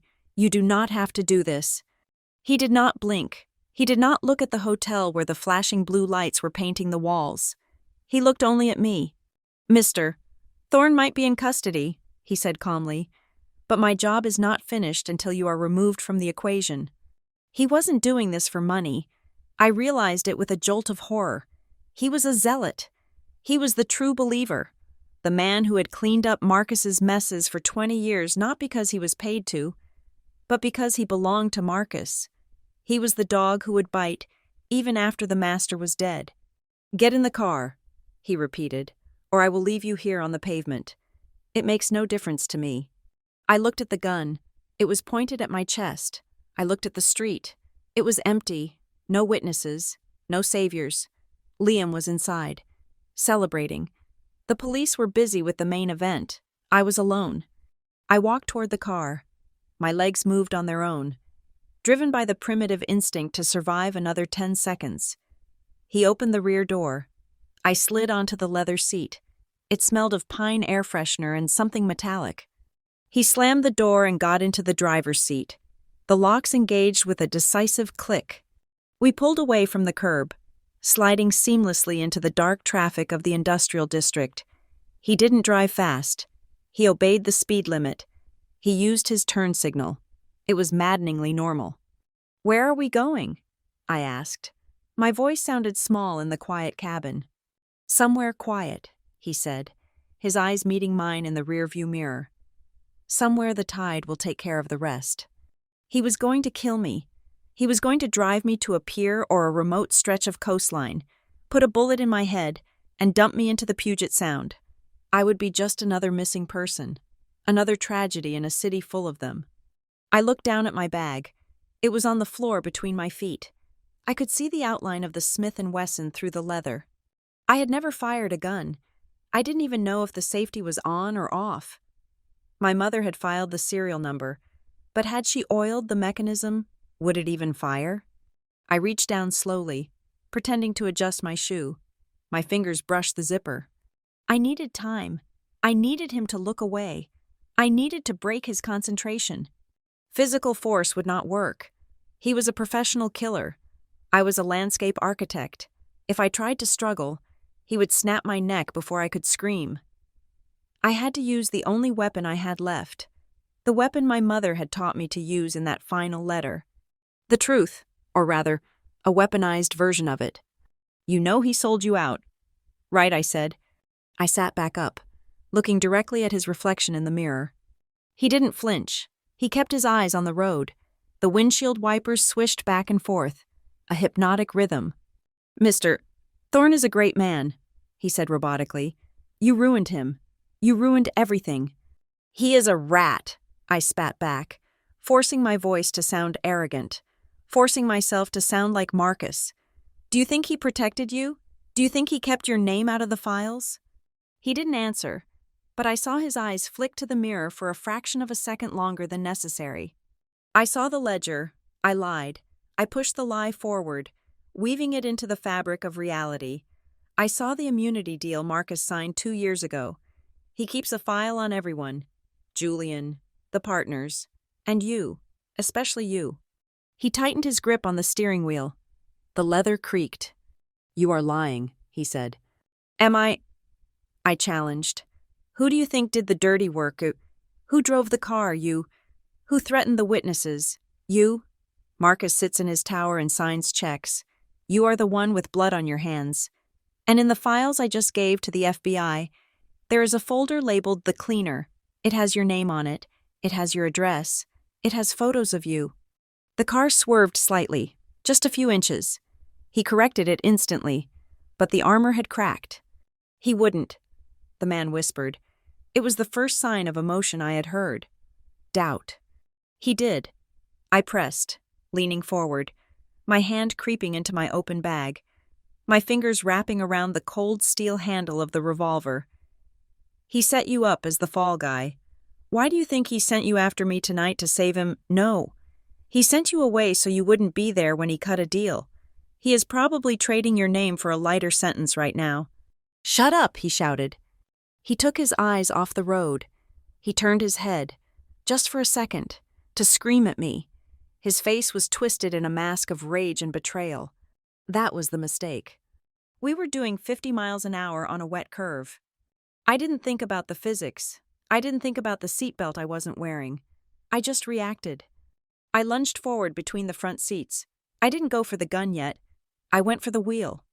I grabbed the leather rim with both hands and yanked it down to the right with every ounce of strength I possessed. "No," he screamed. The car responded instantly. The front tires lost traction on the slick asphalt. The heavy sedan fishtailed violently. The world tilted. I saw a telephone pole rushing toward the windshield like a spear. The man tried to correct, spinning the wheel back, but it was too late. Momentum had taken over. The car spun. We hit the curb with a bone-jarring impact that threw me against the passenger seat. Then we went airborne. For a split second, there was zero gravity. I saw the city lights spinning upside down. Then came the crash. It was the loudest sound I had ever heard. Metal crumpling like paper, glass exploding inward in a diamond shower. The airbag deployed with the sound of a cannon shot, filling the cabin with white powder and the smell of burning chemicals. I was thrown back into the rear seat, my head slamming against the window. Blackness took me. It couldn't have been for long. Maybe seconds, maybe a minute. I woke up to the sound of hissing steam and the rhythmic thud-thud-thud of the wipers trying to clear a shattered windshield. Pain radiated from my left shoulder. My forehead felt wet. I blinked, trying to clear the stars from my vision. The car was at an angle. The front end smashed into a concrete retaining wall. The engine block was smoking. I groaned and tried to move. I wasn't pinned. I was bruised, battered, and bleeding. But I could move. I looked to the front. The driver was in bad shape. The airbag had saved his life, but the impact had caved in the dashboard on the driver's side. His legs were pinned. He was groaning, his head lolling to the side. Blood was streaming from a gash on his scalp, masking half his face in crimson. I needed to get out. I needed to run. I reached for the door handle. It was jammed. The frame was bent. I shoved against it with my good shoulder, gritting my teeth against the pain. It wouldn't budge. Then I heard movement from the front seat. I froze. The driver was awake. He was looking at me. One of his eyes was swollen shut, but the other one was open, and it was filled with a terrifying, primal hate. "You," he wheezed, blood bubbling on his lips. "You, bitch." He tried to pull his legs free. He screamed in pain, a guttural, animal sound. He couldn't move his lower body. But his arms were free, and his gun had fallen onto the passenger seat during the crash. I saw his eyes dart to the pistol. It was lying there, gleaming in the flickering light of the dashboard. It was 3 feet away from him. I saw his hand reach out. His fingers were trembling, clawing at the air. I looked for my bag. It had been thrown to the floor on the other side of the car. It was upside down. The contents were spilled across the mat. My mother's gun, the Smith & Wesson. It was lying under the driver's seat, just out of my reach. I scrambled across the back seat, ignoring the glass shards cutting into my knees. The driver groaned and lunged, his fingertips brushing the grip of his automatic pistol. He dragged it closer. I dove for the floor. I stretched my arm out, my fingers straining toward the revolver. He had the gun. He was raising it. He was turning his body, fighting the wreckage, aiming over the center console. I grabbed the cold barrel of the revolver. I didn't have time to grip it properly. I just yanked it toward me. I rolled onto my back, bringing the gun up with both hands. He pointed his weapon at my face. His hand was shaking, blood dripping from his chin onto his suit. "Die," he whispered. I squeezed the trigger. There was no thought, no hesitation, no moral debate. It was him or me. The hammer clicked. My heart stopped. A dud, a misfire, 18 years of rust. The driver smiled, a gruesome, bloody smile. He tightened his finger on his trigger. I squeezed again. Bang! The sound was deafening in the confined space of the car. The recoil jarred my wrists, sending a shockwave up my arms. The muzzle flash blinded me for a second. The windshield behind the driver's head shattered outward. I scrambled backward, pressing myself against the rear door. The gun still raised, smoke curling from the barrel. The driver was slumped over the center console. His gun had fallen from his hand. He wasn't moving. I sat there, panting, the smell of gunpowder mixing with the smell of blood. My ears were ringing so loudly I couldn't hear the rain anymore. I looked at the gun in my hand. It was ugly. It was heavy. It was a tool of death. But it had worked. My mother had kept it ready. Even from the grave, she had protected me. I tried the door again. I kicked it. Once, twice. On the third kick, the latch gave way with a screech of metal. I fell out onto the wet grass. The rain hit my face, cold and shocking. I scrambled to my feet, swaying. I was dizzy. I touched my forehead and my hand came away red. I looked around. We had crashed into the side of an overpass embankment. Above me, the highway traffic continued, oblivious. Below, the street was dark and empty. I looked back at the car. The driver was still. I didn't check for a pulse. I didn't call an ambulance. I was done saving people. I turned and limped away into the darkness. Every step was agony. My body felt broken, but I was alive. I was Zoe Stonebridge. I was the daughter of Elena, and I had just won the war. But as I walked, clutching my injured arm, I realized the night wasn't over. I had to disappear. The police would find the crash. They would find the body. They would find my fingerprints. I couldn't go to the police now, not with a dead body in a car wreck. It would be self-defense. But proving it against a dead man who worked for the most powerful criminal in the state, it was a risk I couldn't take. I had to vanish. I walked toward the lights of a distant gas station. I needed water. I needed bandages. And then, I needed to figure out how to live the rest of my life as a ghost. I had taken perhaps 20 steps into the darkness when the sound of scraping metal stopped me cold. It was a wet, grinding noise, like a shovel dragging across pavement. I turned around, my breath hitching in my damaged chest. The wreck of the Mercedes was a smoking ruin against the concrete embankment, but the passenger door, which I had kicked open, was still gaping like a broken jaw. And crawling out of it was a nightmare. The driver was not dead. The bullet I had fired in the panic of the crash must have missed, shattering the glass but sparing his life. He dragged himself onto the wet asphalt, his legs useless, trailing behind him like dead weight. His face was a mask of blood and glass, but his eyes were wide open, burning with a fanaticism that defied biology. He should have been unconscious. He should have been in shock. Instead, he was hunting. He pushed himself up on one arm. In his other hand, gleaming dully in the ambient light of the highway above, was a combat knife. His gun was gone, lost in the twisted metal of the chassis, but he didn't need it. He looked at me, spat a mouthful of blood onto the road, and began to pull himself toward me. "You do not get to walk away," he rasped. His voice was wet, bubbling from a crushed chest. "Mister," Thorne gave an order. I stood frozen. The pain in my shoulder was a dull throb, overwhelmed by the sheer horror of the moment. This man was a machine.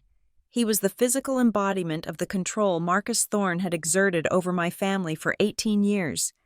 He would not stop until one of us was dead. He lunged.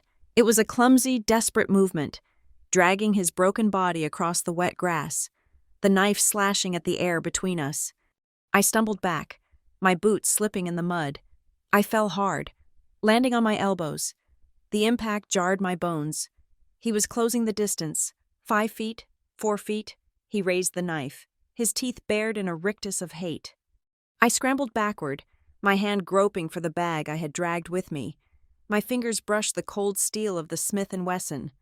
I pulled it out. It felt heavy, heavier than anything I had ever held.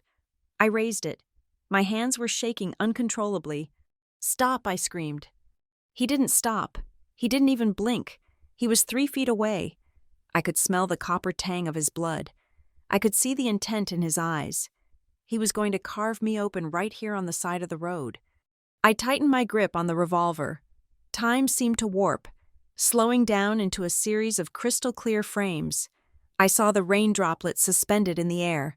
I saw the jagged edge of the knife, and then I heard my mother's voice. It wasn't a memory of her cooking or laughing.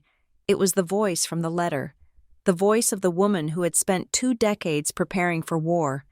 "Never let anyone trample on you again."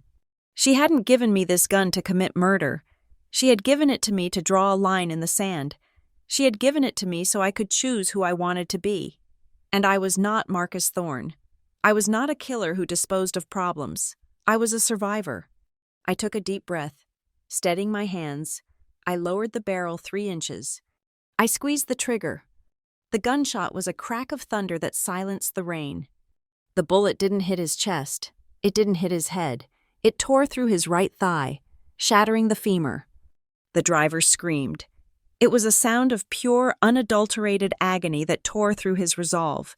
He collapsed face forward into the mud, the knife flying from his hand and skittering across the pavement. He curled into a ball, clutching his leg, the fight finally draining out of him along with his blood. I stayed on the ground, the gun still raised, smoke curling from the barrel. I was gasping for air, tears mixing with the rain on my face. I hadn't killed him. I had stopped him. Then came the lights. They appeared at the top of the embankment first, flashing red and blue against the night sky. Then tires screeched on the access road. Doors slammed. "Zoe." The voice was frantic. It was Liam. I looked up. He was sliding down the muddy hill, followed by 4 uniformed officers. He reached me before they did, falling to his knees, his hands hovering over me, afraid to touch me in case I was broken. I found the phone, he panted, his face pale. I tracked the burner. I thought I was too late. I saw the crash and I thought, "I am okay," I whispered, lowering the gun. I let it drop to the grass. "I am okay." The police swarmed the driver, kicking the knife away and calling for paramedics. Liam wrapped his coat around me. It was warm and dry. I leaned into him, and for the first time in a week, I let myself close my eyes. The war was over. 2 months later, the King County Courthouse was besieged. News vans from every major network in the country were parked 3 deep along 3rd Avenue. The trial of Marcus and Julian Thorne had become the obsession of the nation. It had everything the public craved: money, murder, betrayal, and a mother who had fought from beyond the grave. I sat in the front row of the gallery. I wore a navy blue suit. My hair was pulled back. I sat straight, my hands folded in my lap. I was the star witness. But today, I was just a spectator. Today was sentencing. Marcus Thorne sat at the defense table. He had aged 20 years in 60 days. His silver hair, once perfectly coiffed, was thinning and dull. His suit hung loosely on his frame. He didn't look at the jury. He didn't look at the judge. He stared at the table, his jaw set in a permanent clench. Julian was worse. He wept openly. He had tried to cut a deal, offering to testify against his father, but the prosecution didn't need him. The evidence my mother had collected, the hard drives, the bank records, the wiretaps, was insurmountable. They didn't need a rat when they had the entire nest on video. The judge was a woman with eyes like flint. She shuffled her papers, the sound echoing in the silent courtroom. "Marcus Thorne," she said, her voice cutting through the air, "you built an empire on the suffering of others. You extorted a grieving widow. You framed a child. And when your secrets were threatened, you resorted to murder. There is no sentence in the guidelines that can return the years you stole." She looked at him over her spectacles. "I sentence you to life in prison without the possibility of parole." The gavel banged. It was a sharp, final sound. Marcus didn't move. He didn't scream. He just closed his eyes. Julian received 40 years. He screamed as the bailiffs hauled him away, begging his father to do something, to fix it one last time. But Marcus just walked out, shuffling in his shackles, a king stripped of his crown. I walked out of the courthouse into a sea of flashbulbs. Reporters shouted my name, thrusting microphones in my face. "Zoe. How do you feel, Zoe? Is it true? You are writing a book, Zoe. What will you do with the money?" I ignored them. I put on my sunglasses and walked to the waiting car where Liam was behind the wheel. We didn't speak as we drove away. We didn't need to. The silence was comfortable. It was the silence of peace. The restitution hearing had been swift. The court had ordered the seizure of the Thorne assets. The lawyers calculated the 18 years of extortion, adjusted for inflation, plus punitive damages for emotional distress and wrongful death. The final number was astronomical, $50 million. It was just a number. It couldn't buy my mother back. It couldn't buy back the memories I had lost or the years of fear. But it was justice. It was the return of the Stonebridge legacy that Marcus had tried to devour. I had one last errand to run. It was Friday, 2 in the afternoon. I parked my new car, a sensible Volvo, safe and sturdy in the garage downtown. I walked to First Horizon Bank. The rain had stopped, and the clouds were breaking apart, revealing patches of brilliant, hard blue sky. I walked into the lobby. The air still smelled of money and polish, but it didn't scare me anymore. I walked to the safety deposit desk. The severe woman with the bob was gone, replaced by a young man with a friendly smile. "I am here to close a box," I said, "number 409. I went into the vault one last time. The box was empty now. The gun was in police evidence. The files were with the district attorney. The money was in my account. I stared at the empty metal drawer. It looked like a coffin for a ghost. I slid it back into the wall. I turned the key and pulled it out. I handed it to the clerk. "All done?" he asked. "All done," I said. I walked out of the bank. I didn't look back. The ritual was broken. The curse was lifted. I drove west. I drove past the city limits, past the suburbs, until the road turned into a winding ribbon hugging the coastline. I rolled the windows down. The air smelled of salt and pine. I pulled over at a secluded beach called Ruby Beach. It was wild and rugged, with massive driftwood logs bleached white by the sun scattered across the sand. This was the place my mother had a picture of on her refrigerator. She had always said that when she retired, she would rent a cabin here and paint the sunsets. I walked down to the water's edge. I was carrying a simple ceramic urn. The waves were crashing against the shore, a rhythmic, eternal sound. I took off my shoes and let the cold water rush over my feet. It felt grounding. It felt real. I opened the urn. The ash was gray and fine, like dust from a star. I didn't say a prayer. My mother wasn't religious. She believed in math, in logic, and in love. I tilted the urn and let the wind take her. The ash swirled in the air for a moment, a pale cloud catching the afternoon light, before settling onto the waves. The ocean took her instantly, carrying her out toward the horizon, toward the freedom she had bought for me with her life. I stood there for a long time, watching the water. I thought about the woman she was, the quiet hero, the spy in the cardigan. She had loved me with a ferocity that terrified me. A love that had toppled a dynasty. "Mom," I whispered, my voice lost in the roar of the surf. "It is done. We won." I felt a sudden warmth on my face.